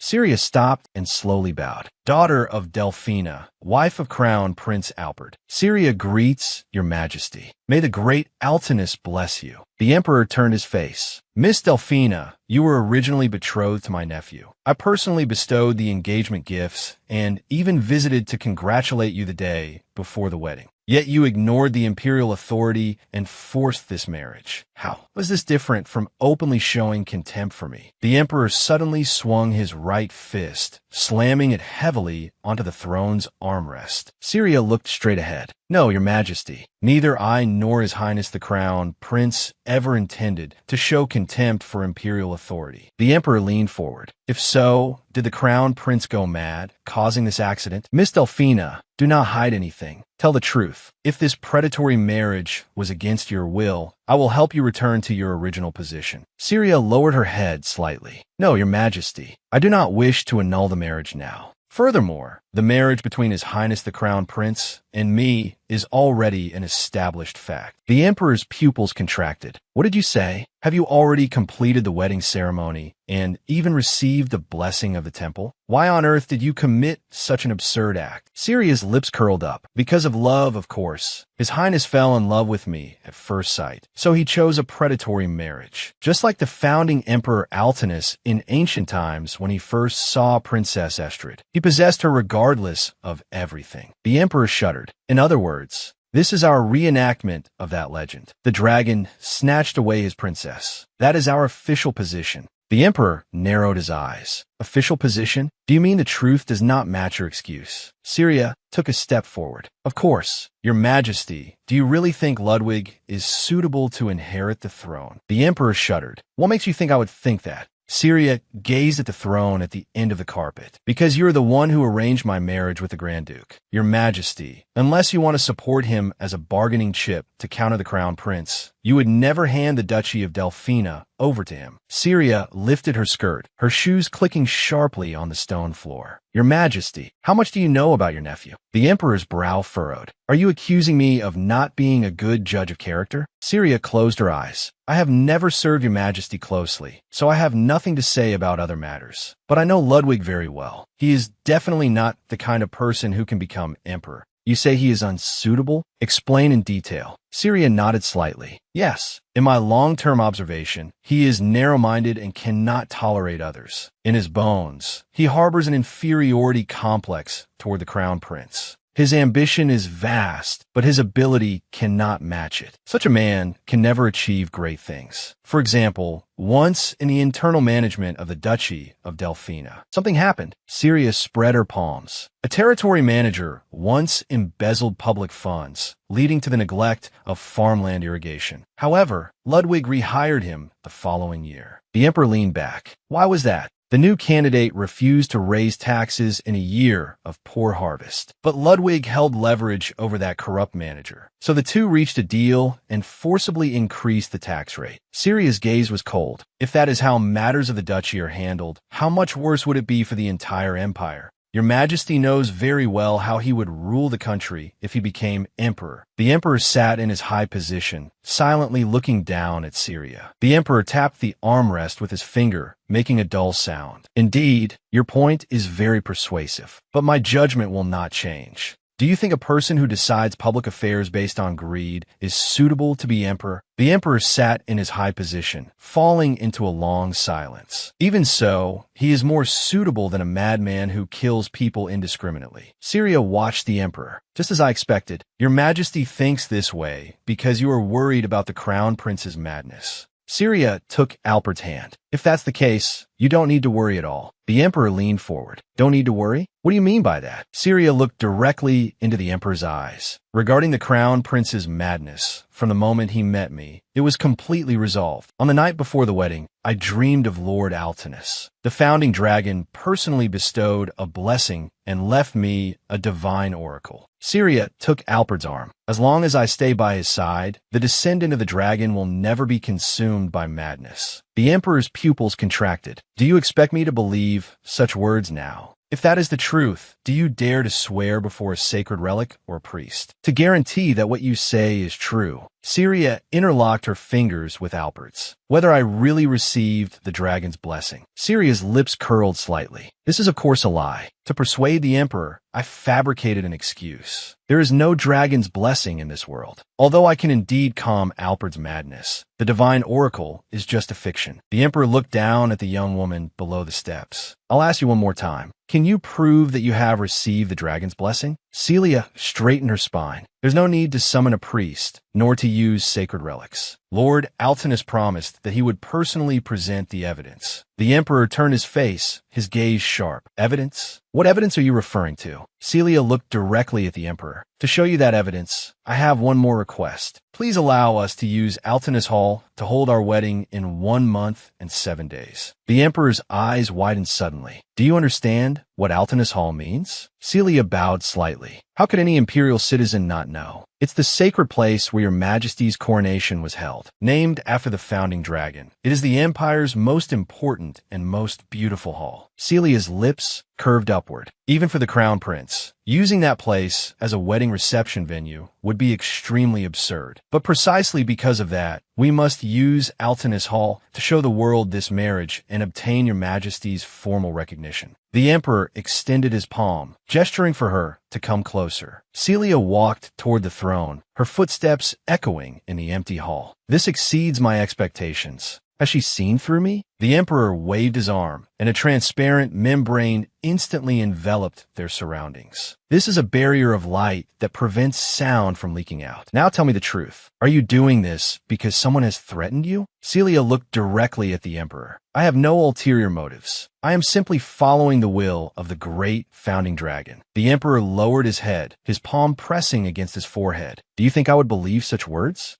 Celia watched the emperor. He looked as if he had a splitting headache. This expression, full of anxiety and doubt, actually gave me a glimmer of hope. Emotionally, the emperor doesn't hate Arpid. He's just afraid of making a madman emperor because one wrong decision could destroy the entire empire. Recalling the regret I saw in the emperor's eyes in my past life, if this paternal love still exists, perhaps that child can be saved. Celia stepped forward, placing her hand over the emperor's. Your Majesty, you cherish and love His Highness the Crown Prince more than anyone else, don't you? The emperor's body stiffened, and he let out a short gasp. What exactly are you trying to say? The truth is, Your Majesty desires to save your son more than anyone else. I understand this very clearly. Celia released her hand. So please give me one chance. I will prove to you that I can protect Your Majesty's precious son. The emperor's lips trembled slightly as he silently gazed ahead. Walter, Walter, a woman's voice echoed in the void.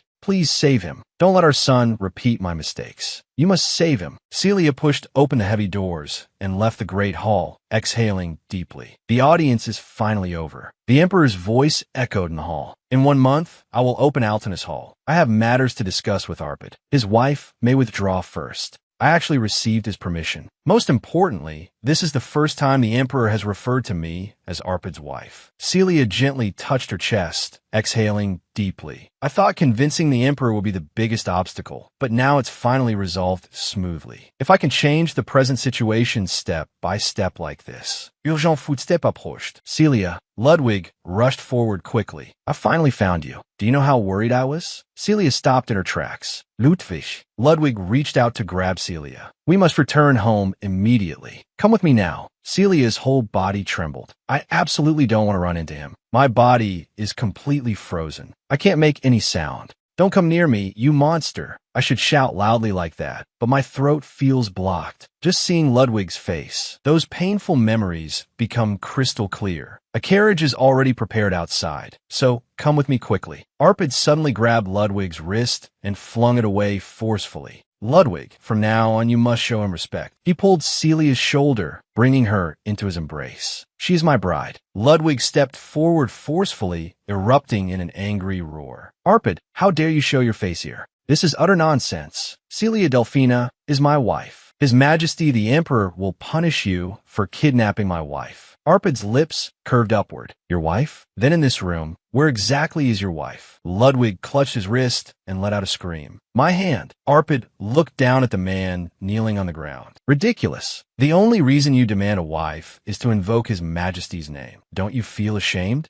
Arpid looked down at the woman in his arms. Celia, tell me, should I break his legs too? Ludwig knelt on the ground, gasping, calling out brokenly. Celia. Celia looked at his red pupils. No. This is the palace. Ludwig suddenly raised his head, his eyes full of fury. His Majesty will never tolerate this. Arpid, you barbarian. What exactly will His Majesty not tolerate? He has already permitted us to use Altinus Hall as our wedding venue. Arpid held Celia close. If my wife allows it, I can even send you an invitation. Ludwig collapsed to the ground. What did you say? That's impossible. His Majesty would never do such a thing. Arpid ignored him and turned to leave with Celia in his arms. Evangeline blocked their path. Brother Arpid, I heard a rumor. Is what you just said true? Celia observed Evangeline's distorted expression. I've never seen her show such an expression before. Even upon learning of her stepbrother's sudden marriage, she shouldn't be this shocked. Is this a good thing for her? After all, she originally wanted to pursue Ludwig, and I recognize that expression, that look of disbelief mixed with anger, yet also revealing desire. That's the expression she wore in my past life when looking at the Empress's throne. That was the only thing she truly desired. Celia's eyes widened suddenly. Could it be that Evangeline's true love is actually Arpid?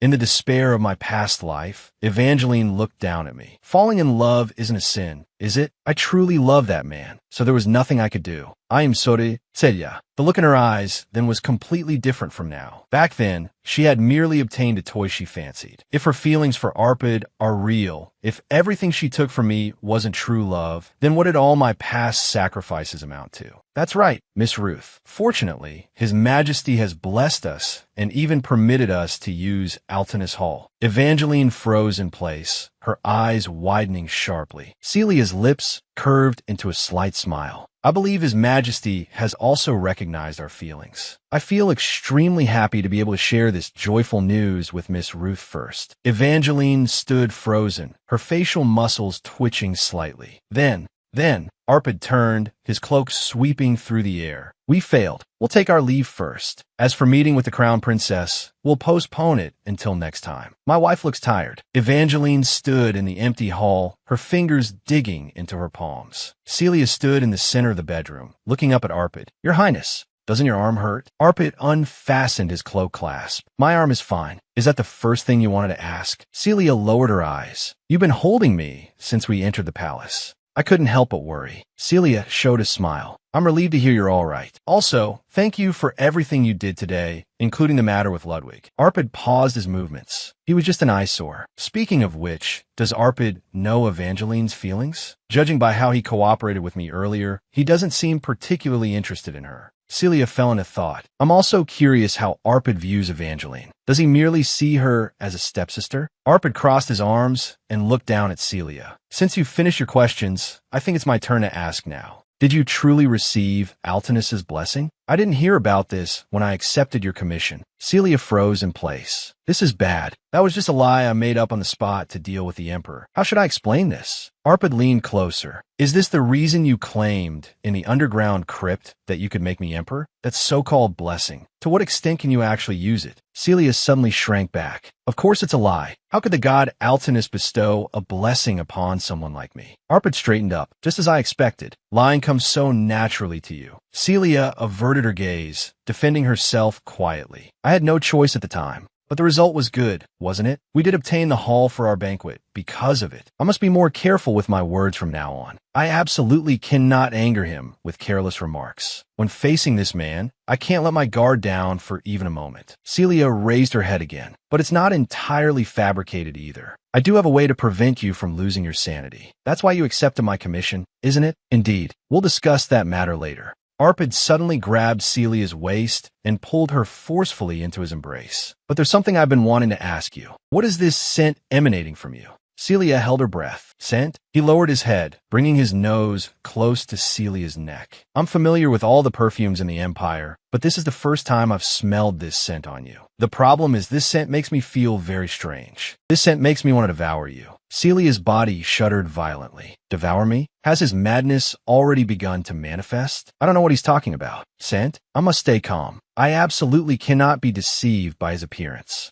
Celia stiffly turned her neck. I understand. Your tastes are quite unique. I knew you suffered from madness, but I didn't realize you also had cannibalistic tendencies. Arpid released his grip and straightened up. I don't have such pathological preferences. Celia patted her chest and exhaled deeply. Oh, is that true? Because you just said I looked delicious, so I assumed that. Celia's lips curved upward slightly. Since that's not the case, that's good. You'll soon become emperor and receive the love of all your subjects. If rumors spread that you eat people, that would be troublesome. I finally managed to deflect that. Not knowing when his madness will strike is truly terrifying. Arpid remained silent for a long time. Can that love only be obtained from subjects? Celia tilted her head, confusion in her eyes. If you govern the empire well, you'll naturally gain the trust of other nations as well. Arpid drew closer again. No, something is still missing. I lack the love of those closest to me. Though I am the crown prince, I'm also your husband, so I cannot be without my wife's love. Arpid leaned close to her face. I want an answer. Will you promise to give your husband trust and love? Why is he suddenly acting like this? Isn't this obvious? After all, everyone knows we're husband and wife. We shouldn't embarrass each other. Arpid let out a soft snort. If your words are true,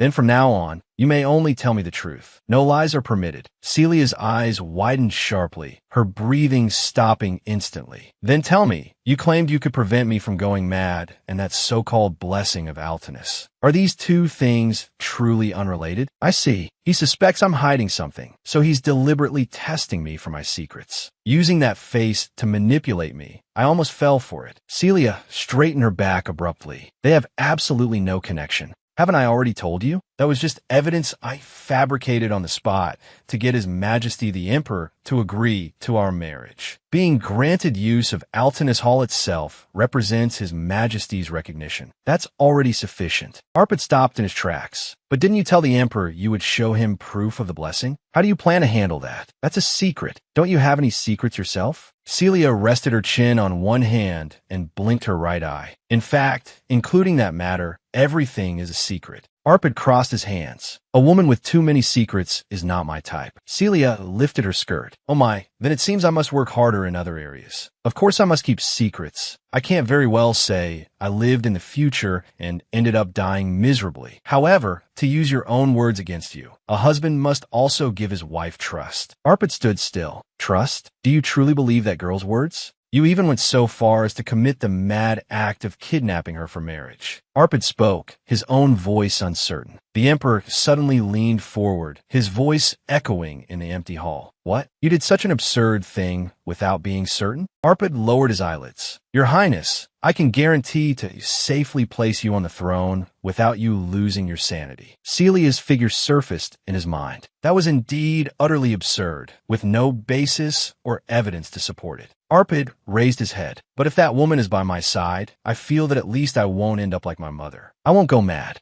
The Emperor fell silent. Is it the reason? Arpad stood straight, light falling on the metal at his shoulder. Even knowing it was reckless, I still carried out that abduction. Several days later, in the Empress's palace, several noble women strolled through the courtyard. Miss Delphina is more capable than I imagined. She just entered the palace and already obtained the right to use Altinus Hall. Isn't it because His Majesty's heart favors his son? A noble woman stopped by the fountain, turning her head toward her companion. What do you think, Viscountess? You've been quiet for a while. Edith Philwyn covered her face with a light laugh. I haven't thought carefully about it yet. I can't speak carelessly now. After all, people in the palace are divided into two factions supporting the Crown Prince and Grand Duke Ludwig respectively. If I spread rumors that cause either side to fall, it would be a disaster. Since His Majesty has already recognized Delphina, shouldn't we change how we address her? Let's test the waters first. Evangeline entered with her attendants. So, how do you plan to address Miss Delphina? Edith whirled around. The daughter of Marquis Ruth. Evangeline brushed aside her falling golden hair. Mother is unwell today, so I've brought her to greet everyone. The noble women hurriedly curtsied. It's an honor to enter the Empress's palace. Indeed, you're right. Evangeline walked to the center of the group, staring at Edith. Rather than that, you should answer my question first. How should we address Miss Delphina? Edith retreated backward, opening her mouth hesitantly. Well, since she has already married the Crown Prince, shouldn't we call her Your Highness the Crown Princess?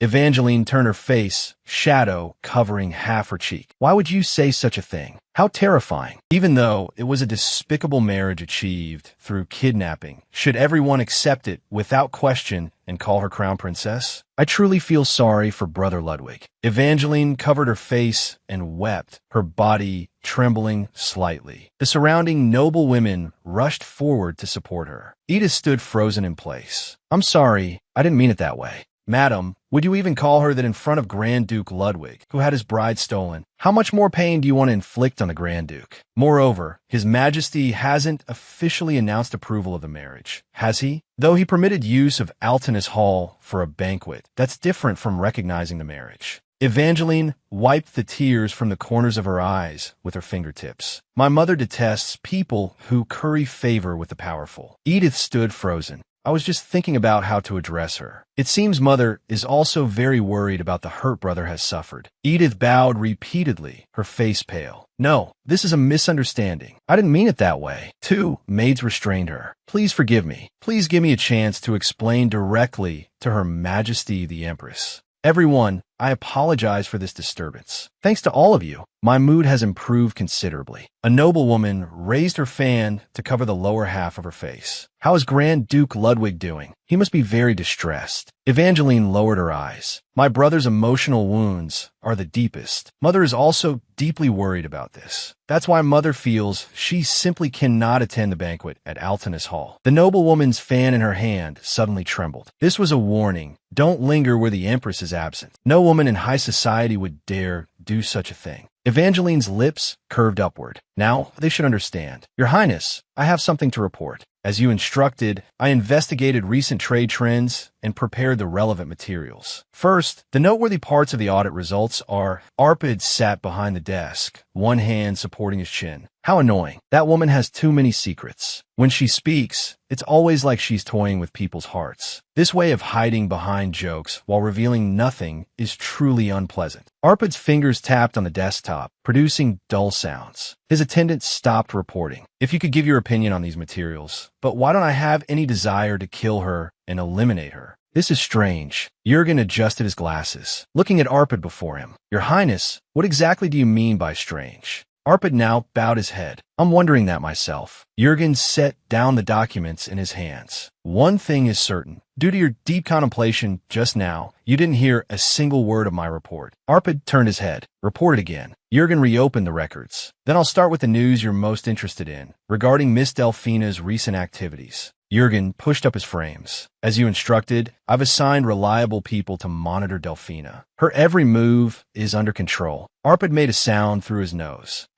Also, this form of address, Miss Delphina, sounds truly irritating. Could you change to calling her Crown Princess? But His Majesty the Emperor hasn't issued an official decree appointing her as Crown Princess, so it's difficult to call her that at present. There's one more thing I'd like to ask. Was that kidnapping-style wedding not merely to achieve your goal, but because you've truly fallen in love? Even love at first sight? Arpid turned, his gaze sharp. What if that were the case? Jurgen reached into his coat and withdrew an item. If so, it seems it's time to bring this out. Jurgen suddenly pulled out a letter. This is my letter of resignation. If that's true, your Highness's madness must have relapsed. I need to seek employment elsewhere. Arpid snapped his fingers. A flame leapt from his fingertips, instantly consuming the paper in mid-air. Jurgen watched the ashes fall. My resignation letter. What are you doing? Arpid sat behind the desk. You brought another one anyway. Jurgen lowered his head. Though that's true, the problem is your Highness knows me too well. What kind of magic did that woman use to take the keys to Altinus Hall from His Majesty the Emperor? Arpid lowered his eyelids. I don't know either. Celia and the Emperor created a barrier and whispered within it, after which Altinus Hall fell into her hands. Jurgen adjusted his glasses. It sounds like she brainwashed His Majesty. What's more ridiculous is that this doesn't seem entirely impossible. Jurgen looked at Arpid. The truth is, we'll observe her while keeping our guard up and make judgments accordingly. Until then, should we continue calling her Miss Delphina?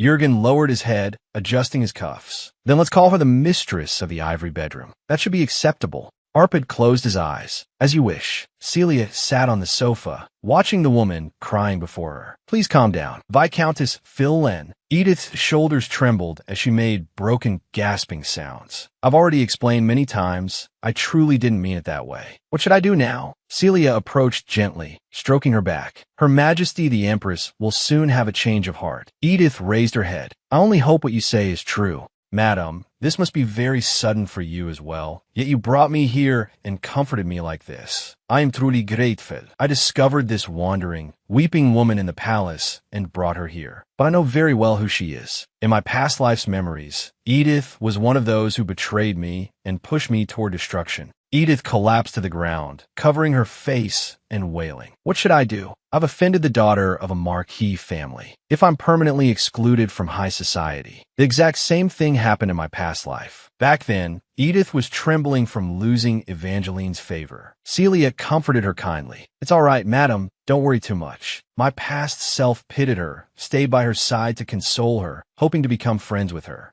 The truth is, Phillen's everything was an act. She was Evangeline's spy from the beginning. The scene of being cast out was just to get close to me. Edith would report my every move, passing all intelligence to Evangeline, exactly matching my past life's memories. Edith Phillen, the woman who framed me for crimes and ultimately betrayed me. This time, she seems to have become the bait abandoned by Evangeline. How fitting. Celia tilted her head slightly. If you don't mind, could we become friends? In this life, I'll make you pay for everything you've done. Celia grasped the other's hand. High society is very cruel. I happen to have few friends myself. To have someone as excellent as you, madam, as a friend, that would be wonderful. Edith froze, then showed a radiant smile. Miss, I'm truly so happy. Celia stared at that false smile, a purple glow rising from the depths of her pupils. Keep friends close, but enemies who can serve as bait even closer. The ivory bedroom. Celia looked at Arpid. Your Highness the Crown Prince, there's something I'd like to ask. Arpid turned the pages of his book with a rustling sound. Of course, what is it? Celia watched Arpid. Did you perhaps hear some rumor that my preferred type is intellectual men who wear glasses? So you suddenly put on glasses? Did you hear that rumor?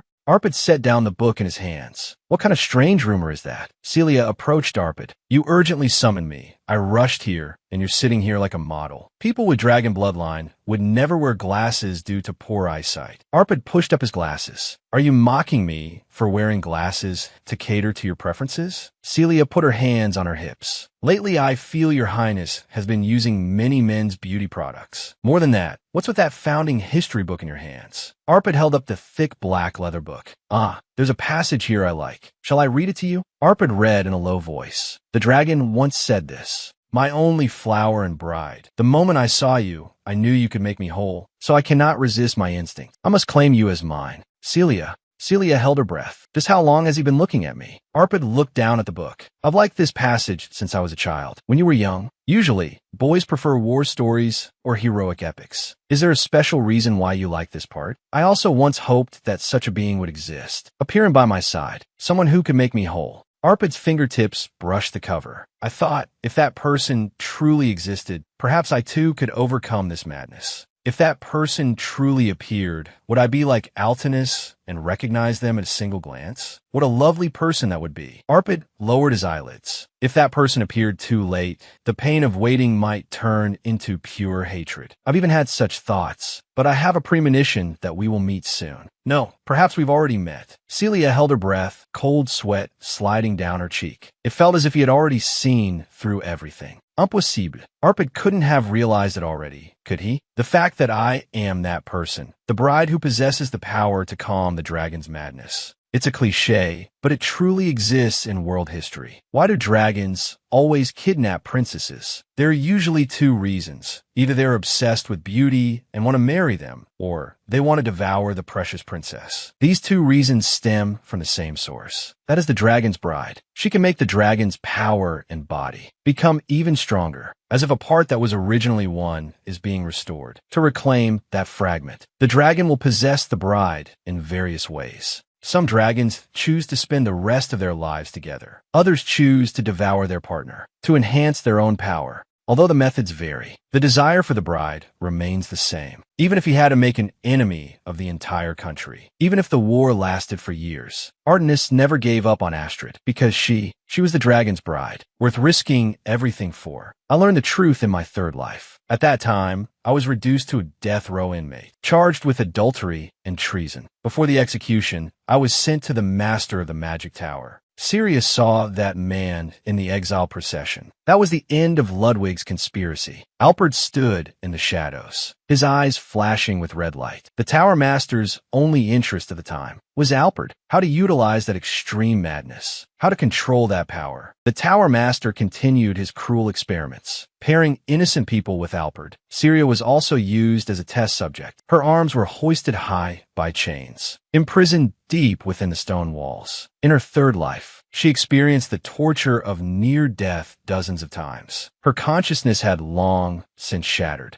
I finally understand. Tower Master Gasper spread his hands. Alpert didn't attack you solely because you possess a special constitution. Look at him now. He has absolutely no intention of attacking you. Alpert was chained by the neck, leaning forward and growling, his eyes filled with red light. Yet he remained in place. He needs your special constitution. That's why he spared your life. Unlike those others, he tore apart and slaughtered. Hearing those words, the originally terrifying crown prince looked completely different in my eyes. Even in that moment, Alpert was already a monster, but as an unstable half-dragon, he should have followed his instincts and devoured you, to become stronger through your flesh and blood. Gasper walked up to Syria, grabbed her hair, and forced her to look up. But he didn't eat you until the very end. This is truly strange. Now that I know how the princess can coexist with the dragon, I will study you more deeply from now on. Leather shoes clicked against the stone floor. Gasper stopped walking. For now on, what should I call you? Gasper lifted Syria's chin, his fingertips grazing her bloodied cheek. Dragon's bride, there is no name more fitting for you.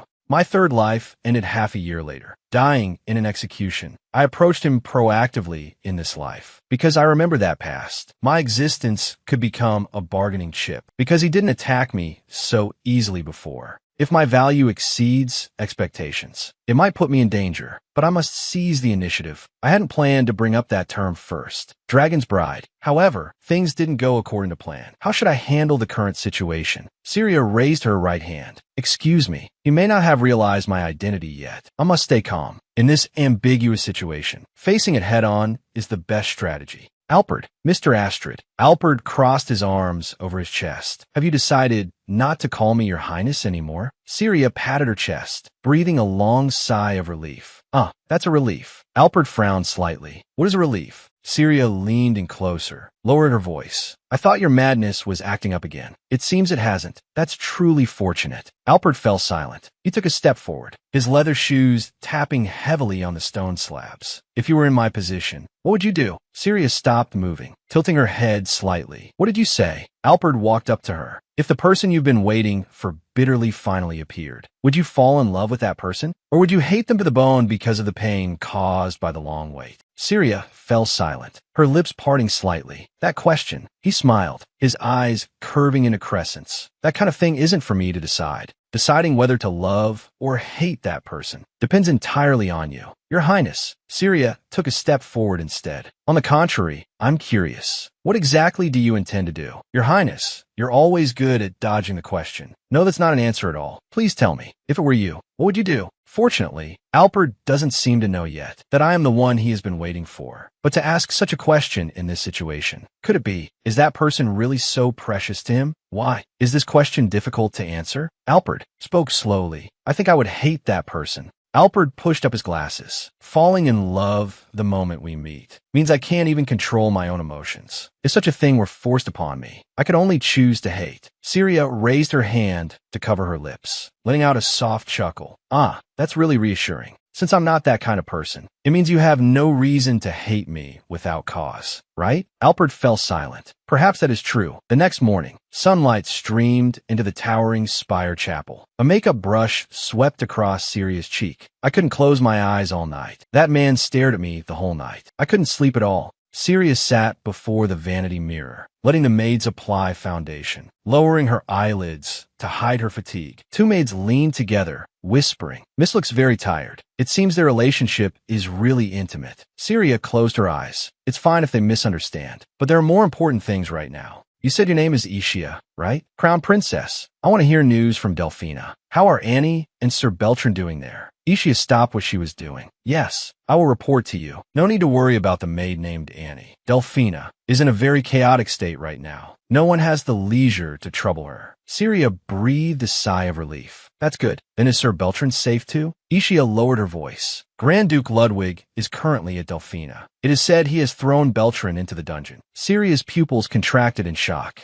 Renus is imprisoned? That's impossible. Why did this happen? I must bring Annie and Renus here before the situation gets worse. Syria took a deep breath. Send someone to Delphina in my name immediately. Tell them to bring the maid Annie and Sir Renus back. Ishia stopped her movements. Forgive my presumption, but have you received His Highness's permission for this? Whose side are you on exactly? Ishia's heart skipped a beat. His Highness instructed for me to obey your commands. Since that's the case, you are His Highness's person. Syria turned around abruptly, her gaze sharp. Go back to your master. Syria stood up. I don't need His Highness's permission to manage my own people. I have no interest in playing power games with maids. However, Syria looked at the other two maids. You two will replace Ishia and bring Annie and Sir Beltran back. The two maids bowed deeply. Yes, Mississippi, if I'm blocked even in such small matters. Surrounded by Alperd's confidants, I won't be able to move an inch. The most important thing right now is the banquet to be held at Atanas Hall in 1 month. If that banquet isn't held successfully, I will never gain recognition as the Crown Princess. Isabel and Evangeline have publicly declared that anyone who attends the Atanas Hall banquet will be completely ostracized from high society. So I must gather my people as soon as possible. I will completely crush those two. I don't know what to do. I don't have many close friends, and I can't ask Her Majesty the Empress for help. Edith held Syria's hand. Oh my, poor crown princess. I will do my best to mobilize everyone I know to attend. As long as you give me the invitations, I will personally distribute them. Syria smiled. You're truly a real friend. A wedding reception hosted by a baroness at Atanas Hall, having a low-ranking noble like Edith beg others to attend. The class of the event will naturally plummet. This is a perfect trap to make everyone mock us. Please make sure to send them to as many people as possible. But if Edith runs to inform Evangeline, my plan will be half successful. Edith stared at the seal. Isn't this the crown princess's official seal? Did His Majesty the Emperor authorize you to use it? Syria pressed the back of her hand against her cheek, putting on a troubled expression. Oh no, the marriage hasn't been officially recognized yet. I shouldn't be using it, but the crown prince personally brought it to me, saying I could use it as I please. I thought of a few ideas. Would you like to hear my thoughts? Edith leaned closer to Syria. Of course, I will be happy to help. Evangeline's room was brightly lit.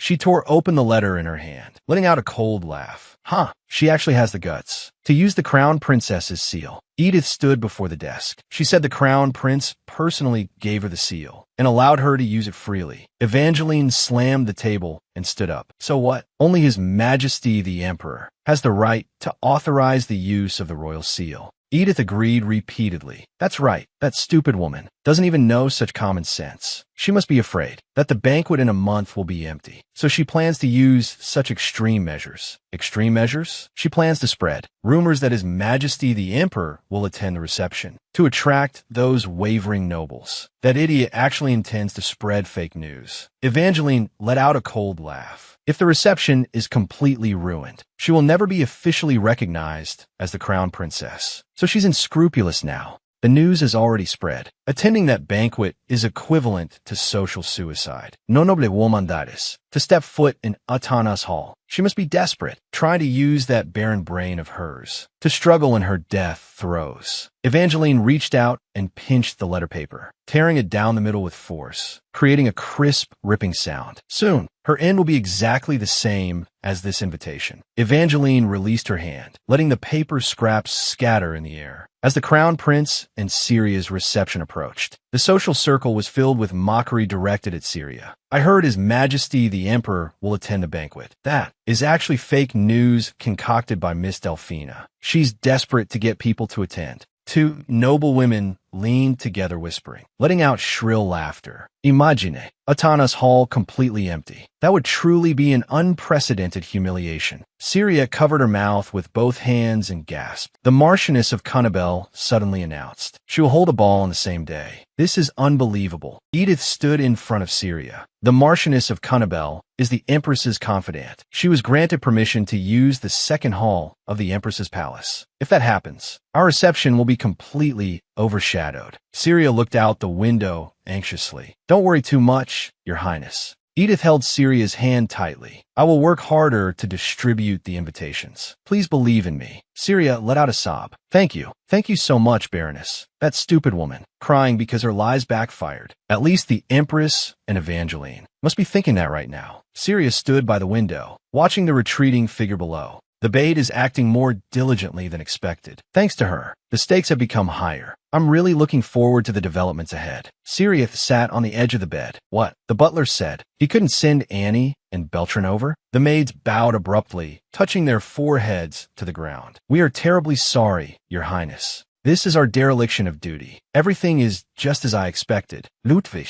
still considers himself the master of the Delphina territory. I never expected the butler to easily obey my orders. Although I can't shake Ludwig yet, I will absolutely not let the palace servants trample on me at will anymore. It seems sending Ishia back was worth it, rather than reorganizing the crown prince's palace. Purging the Delphina territory is more urgent. I am the sole heir to the Delphina duchy. Employees who should obey me are being swayed by outsiders. If I can't even handle my own domestic affairs, people will question whether I am qualified to sit on the throne of the crown princess. So I must strike first. Syria walked towards the dressing room. I need to change my clothes to see the crown prince. Alfred sat behind a large desk, the light illuminating the documents in his hands. An attendant stood before the desk and called out softly, "Your Highness, do you intend to just leave it be like this?" Alfred leaned back in his chair. "I see no reason to intervene." The attendant took a step forward. "But Miss Delphina openly drove away your people. This is defying you. How can we trust such a person?" Alfred let out a soft chuckle, the quill in his hand scratching across the paper. "Quite the opposite. I trust her more now. If she couldn't even distinguish who to keep and who to kick out, she wouldn't be fit to be the crown princess. Even less fit to be the Empress's opponent." Urgent knocking came from the door. Alfred and the attendant turned their heads towards the entrance simultaneously. Syria pushed the door open and entered, her skirt drawing an arc in the air. "Your Highness." The attendant stared at Syria visiting late at night. Miss Delphina actually came at this time. She must have heard about the territory's refusal and came to ask His Highness to solve it for her. Syria walked up to Alfred, a smile on her face. "Your Highness, I have a favor to ask you." The attendant stood aside, watching coldly. "If you dare pester His Highness for domestic affairs, I will submit my resignation immediately." Syria bowed her head slightly. "I'm afraid Your Highness will have to sleep alone tonight, so I came specifically to inform you in advance. That is quite disappointing for me. May I ask the reason?" Syria looked up. "I'm going back to my maiden home." Alfred raised an eyebrow slightly. "Maiden home? You mean the Delphina territory?" Syria reached out and tucked her long hair behind her ear. "Yes, I'm going back to clean house." "Oh, I almost forgot about that." "Your Highness?" The attendant was startled, his body freezing in place. Syria leaned in close and placed a kiss on Alfred's cheek. "I wish you a pleasant night without me." Alfred froze in place. Syria stopped walking. "Did you understand? Then I shall take my leave." Syria turned and walked out of the office, her skirt disappearing behind the door. The attendant stood dumbfounded, cold sweat running down his cheek. Such intimate behavior is simply like a couple passionately in love. Did His Highness really fall in love with her at first sight and initiate this predatory marriage? The attendant snapped back to reality, calling out with a trembling voice, "Your Highness? Where are you going?" Alfred stood up, adjusting his coat collar. "Do I have to report my every move to you?" Alfred walked towards the door. "No, I misspoke." The attendant was left alone in the office. Is His Highness really going to follow her? Is this really a marriage out of love? Outside the palace late at night, a carriage stopped before the steps, lights swaying in the darkness. Syria walked down the steps in high heels, the tips of her shoes clicking against the ground. "This is indeed a bit sudden.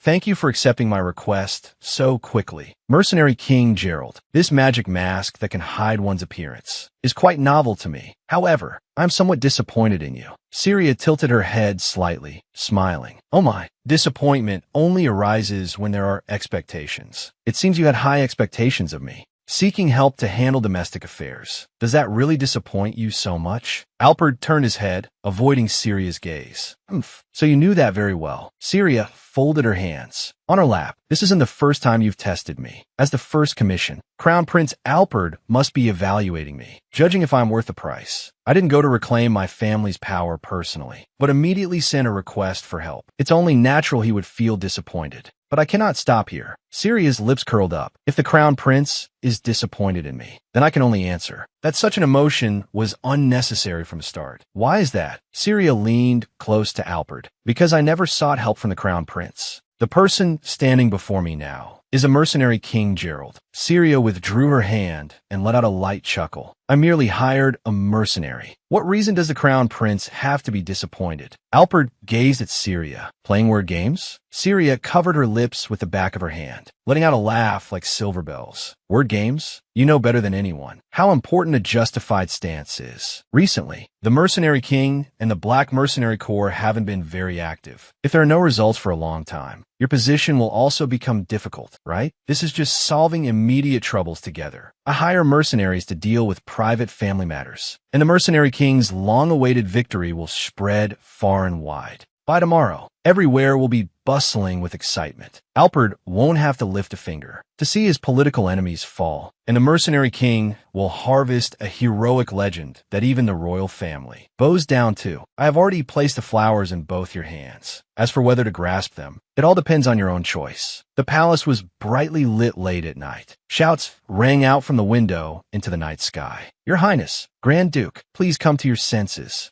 Let go of me, you bastard. Ludwig gripped the butler's collar tightly with both hands. You also think I'm a pathetic wretch who lost his wife, don't you? You must all be laughing at me behind my back. The old butler clawed helplessly in the air. No, absolutely not. How would I dare laugh at you? Ludwig lunged forward again, knocking over the wine bottles on the table. You bastard. Your Excellency, please stop. The old butler arranged his collar, which had been pulled messy. Watching the dejected Ludwig, I ignored the young Mrs. warning and chose to obey his orders. Yet he treats me like this. Ludwig paced back and forth in the room, breathing heavily. What? Syria said she wants to take Annie and Beltran away? Don't make me laugh. If she wants them that much, let her come personally. Don't tell me you want to stand on Syria's side now. You should have heard the rumors. Syria's banquet is doomed to fail. She will never be recognized as the crown princess. Evangeline put down her teacup. Even if you defect to Syria now, it won't change any outcome. But remember this, neither His Highness the Crown Prince nor Her Majesty the Empress has any intention of accepting traitors. The old butler stood with his head down in the shadows. After the previous Grand Duke and butler passed away suddenly, it was only thanks to Miss Evangeline's promotion that I could take the position of butler for the Delfina family. They turned a blind eye to all the corruption I committed within the territory. I can't turn back now. The old butler walked quickly to the bed, helping up the slumped Ludwig. A maid pushed open the main door, looking panicked. Butler, what is that noise outside? Why is it so loud? Miss Syria has arrived. The old butler turned his head abruptly, his pupils contracting. What? Eldest Mississippi Syria's pink long hair fell over her shoulders, her red eyes scanning the room. Alpert followed closely behind. The old butler froze in place. Why are you here? The Grand Duke has already retired to his room. Syria tilted her head slightly, her red eyes locking onto the butler. Why would I be looking for Ludwig? The butler spread his hands. Well, eldest Mississippi, shouldn't you apologize to the Grand Duke? Syria stopped walking, asking back, me apologize? The butler lowered his head, avoiding Syria's gaze. Yes, although a frail young woman cannot resist, you should still consider His Excellency's feelings first. Having his bride stolen in front of everyone. For a man, there is no humiliation more terrible than this. Have you thought about how sad and humiliated he is? Recently, His Excellency has been drowning his sorrows in alcohol to endure the shame. The butler's tone became forceful. So even now, going to apologize to him is the right thing to do. Syria raised her right hand, her fingertips slicing through the air. Kneel. The butler flinched back. What did you say? What does this mean? Why do this? The butler's knees slammed heavily onto the ground, letting out a painful groan. Eldest miss, what on earth are you doing? Syria looked down at the man kneeling on the floor. Pullman, everything you just said was wrong. Syria took a step forward, the tip of her white shoe pressing against the butler's chin, forcing him to look up. First is the title. I'm not some Grand Duke's daughter. I am the Empire's Crown Princess. No, Your Highness the Crown Princess. I was just worried about the Grand Duke. Syria, turn around. Take him away. Arrest him immediately. Two black-clad guards step forward and grab Pullman. Drag him outside. Let the mercenaries stationed outside come in. Take over the internal security of the mansion. Yes, a group of servants knelt on both sides of the corridor, their bodies trembling violently. Your Highness, we were wrongly accused. It was the kitchen staff talking about you behind your back. Pullman is definitely not the only one who defected to Evangeline. Ludwig's spies are already everywhere around him. This entire mansion needs a thorough cleaning. Syria scanned the empty corridor. Half of the hired staff are gone. As expected, take them all away and lock them up. Annie ran from the end of the corridor, shouting loudly, Your Highness! Annie, have you been well during this time? I knew you would definitely come back. Syria reached out and held Annie's shoulders. No need for such great ceremony. We don't need these formalities between us. As long as you are safe, that is enough. Annie shook her head, her expression firm. It is precisely because we are close that we must observe proper etiquette. Annie suddenly remembered something.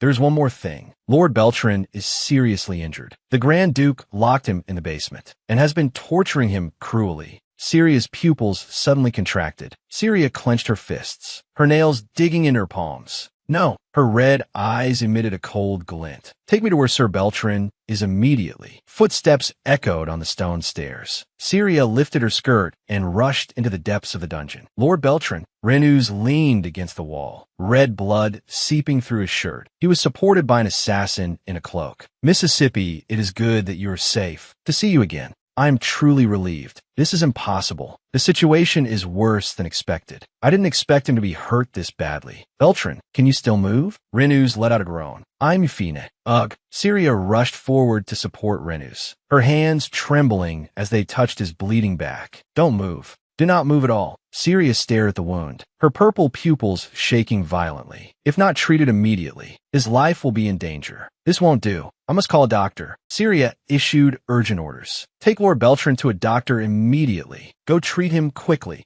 Boots stomped heavily on the stone floor. Her skirt dragged through the dim corridor, footsteps echoing in the empty passage. Alfred stopped walking, calling Syria's name in a low voice. Hey, Syria, are you okay? You knew all this already, right? Alfred tilted his head slightly. Knew what? Syria stupid closer. Why didn't you tell me? That Lord Beltran was hurt that badly. Alfred stood in the shadows. Isn't he still alive? I merely conveyed the intelligence truthfully. Syria's purple eyes trembled with anger. I explicitly asked to confirm his injuries. My intent was to get accurate intelligence. Alfred stood at the top of the stairs. I did tell you accurately that he was alive, just as I said before. Alfred leaned down. Sending your husband to investigate the safety of a lover. Don't you think that's too much? Syria froze in place, looking up to meet those cold eyes. Didn't I tell you clearly? He is not my lover at all. Syria raised her hand and pushed Alfred away, her purple eyes revealing a chill. Judging Lord Beltran like that is an insult to his honor. Alfred fell silent, his jawline tensing in the shadows. You say that, but your expression when running towards that knight just now was desperate, saying he is an important person. Such words are unconvincing. Syria's purple pupils contracted slightly, her lips pressed tight. Without a word, Syria turned around. Think what you want, but if Beltran meets with any mishap because of your misunderstanding, I will absolutely not forgive you. Syria pushed open the heavy wooden doors of the main hall. 3 men were running from the other end of the hall. Syria, Ludwig rushed to the front, his silver-white short hair messy from running. You finally came back. Ludwig opened his arms and lunged forward. I knew you would come back. An attendant supported him. Duke, please wake up. Miss Syria is trying to kick us out. Syria stood in the center of the hall, her purple eyes scanning the dregs before her. So there's still a few scum left, busy tattling, even at a time like this. Truly pathetic. Ludwig stopped walking, gazing at Syria's face. Syria, were you always this beautiful?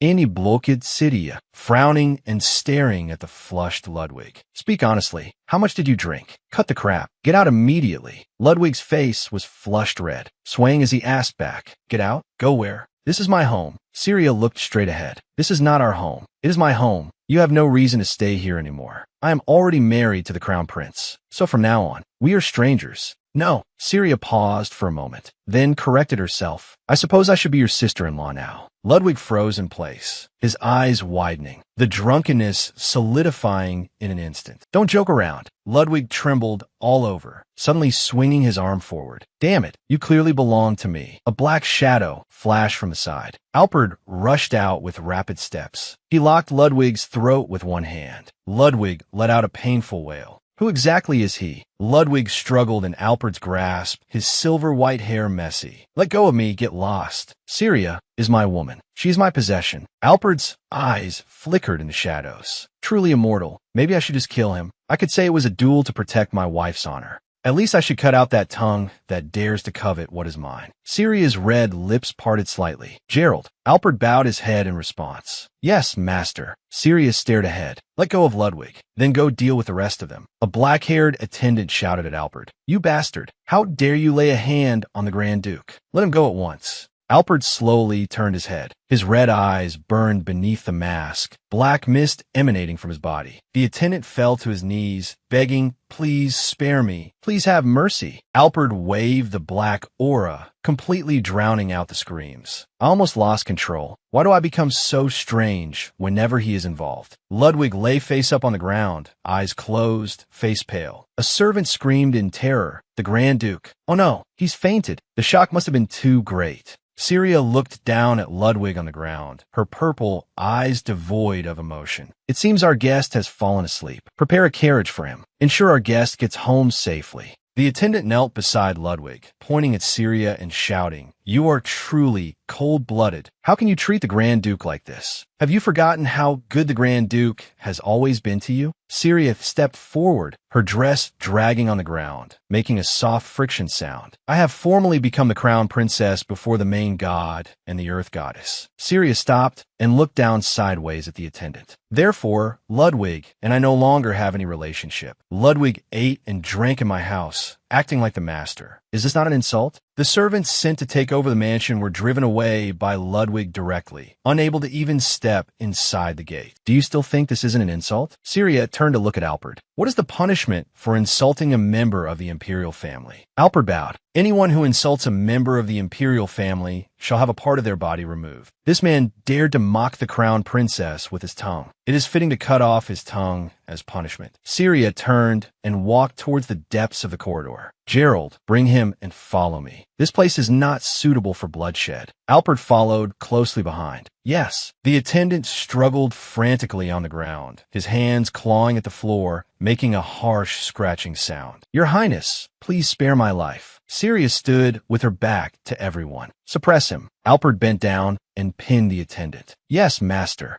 The attendant was pinned firmly to the ground, a broken whimper squeezing out of his throat. Grand Duke, save me. Syria vachid kietli. Just like that. Scream a few more times while you still can. Syria turned her face slightly, a cold glint in her purple eyes. Because that will be the last time that tongue of yours speaks human words. The scream tore through the shadows of the trees, followed closely by begging. Please forgive me. As long as you don't cut off my tongue, I'll do anything. Syria reached out and grabbed the male servant's jaw. Why should I cut off your tongue? Besides that, there are many ways to make you shut up. Using the secret treasure passed down through generations of the Delphina dukedom, I will place a curse on your tongue. If you dare to leak a single word of what happened here, the curse will sever your tongue. The male servant trembled all over, his pupils constricting in fear, blood seeping from his nose. Please stop. Syria looked down at the stone statue in her palm, the corners of her mouth hooking upwards. Screams pierced through the entire domed building. Help! Someone save me! Syria walked through the long corridor under everyone's gaze, her dress brushing over the stone-tiled floor. It will be troublesome if he died. Take him to a doctor. Syria stood in the center of the hall, looking around at the cowering servants. Now, is there anyone else who wants to insult me or disobey my orders? Speak up. The hall fell into a deathly silence. The servants lowered their heads, avoiding her gaze, daring not to make sound. Syria lowered her eyelids. I must reorganize the dukedom as soon as possible. Root out the remnants of Ludwig and Evangeline. Tonight's events will inevitably become gossip. The faster and more decisively I handle it, the higher my evaluation will be. Those of you who colluded with the Grand Duke and committed acts of betrayal against the Delphina family, write down the names and details. Submit a written statement immediately. Syria stepped forward, her high heels clicking on the ground. Those who provide useful information may be granted amnesty. In this critical moment, direct action must be rewarded. All reorganization must be completed tonight. Several hours later, the office of the Delphina Manor was brightly lit. Syria sat at the desk, pressing down on the mountain of written statements. Now you can laugh at me all you want. Alpert took off his mask. Why would I laugh at you? Syria lowered her head slightly. It's obvious. Syria pressed her hand on the paper, her fingertips sliding over the dense text. Look at these mountains of statements. Anyone who hasn't embezzled family assets looks like a fool. The situation is a mess. I can't even work properly. I couldn't even manage my own household affairs properly. Things have escalated to this point. So of course you would laugh at me. Alpert turned around, his eyes sharp as he stared at Syria's face. I'm not laughing at you. Syria's eyes widened slightly, her gaze lingering on Alpert's face. That's unexpected. Syria withdrew her gaze and lowered her head to organize the documents on the table. Anyway, I gave you a chance. From now on, I won't accept any ridicule or sarcasm regarding this matter. Alpert looked down at Syria. Rather than that, I have something I want to ask. Alpert leaned closer to the desk. The magic item you just used on the servant, can it really inflict a curse? Is it really possible to cast a curse with such specific trigger conditions? Is that really possible? The corners of Syria's mouth turned up slightly. Syria clasped her hands together in front of her chest, closed her eyes, and laughed. Of course, it's a complete lie. It's just a toy. As long as you say the activation word, it emits various lights and flaps its wings. I just made it glow red to scare him as much as possible. Alfred looked down at her. You really are an unfathomable woman. Syria looked down at the newly glowing bird. But this is very precious to me. It's the last gift my mother left me, threatening others with my mother's keepsake. You must be very disappointed in me. Alfred lowered his head in silence. No, I actually admire you. Syria froze, her eyes widening slightly. Just like when you were before the emperor, wearing your mother's keepsake and lying through your teeth without batting an eye. It was equally impressive. Syria lowered her head and closed her eyes, responding softly, you mean when I went to have an audience with the emperor? Alfred gazed at Syria. Your mother would actually be happy. Syria looked up abruptly. Her eyes widened. The purpose doesn't matter. As long as you used it to gain an advantage, she would feel relieved. Honestly speaking, it's just sophistry. Mother is gone. I have no idea what she would want. Syria looked ahead, a smile appearing on her lips. But why do these foolish words? They'll make me feel so comforted. One more thing. Alfred gazed at the bird toy in his hand. Since you used this to threaten me, you should clean up those rats thoroughly. That way, I won't feel that this marriage I was threatened in has wronged me. Syria smiled helplessly. Hearing you say that, anyone would think you were the one kidnapped in a marriage. Next morning, sunlight pierced through the clouds. Ludwig sat up in bed, pressing his hand to his forehead, letting out a painful groan. My head hurts. Ludwig looked around. Where is this? A male servant bowed his head. This is the Grand Duke's residence, Your Grace. The Grand Duke's residence? I should be at the Delphina mansion. Crisp footsteps approached from afar. The door was pushed open violently. Evangeline rushed to the bed and swung her right arm, slapping Ludwig heavily across the face. Ludwig covered his red and swollen cheek, looking up in shock. Evangeline, what are you doing? Evangeline looked down at him, her eyes flashing with a cold light. Do you have any idea what you've done?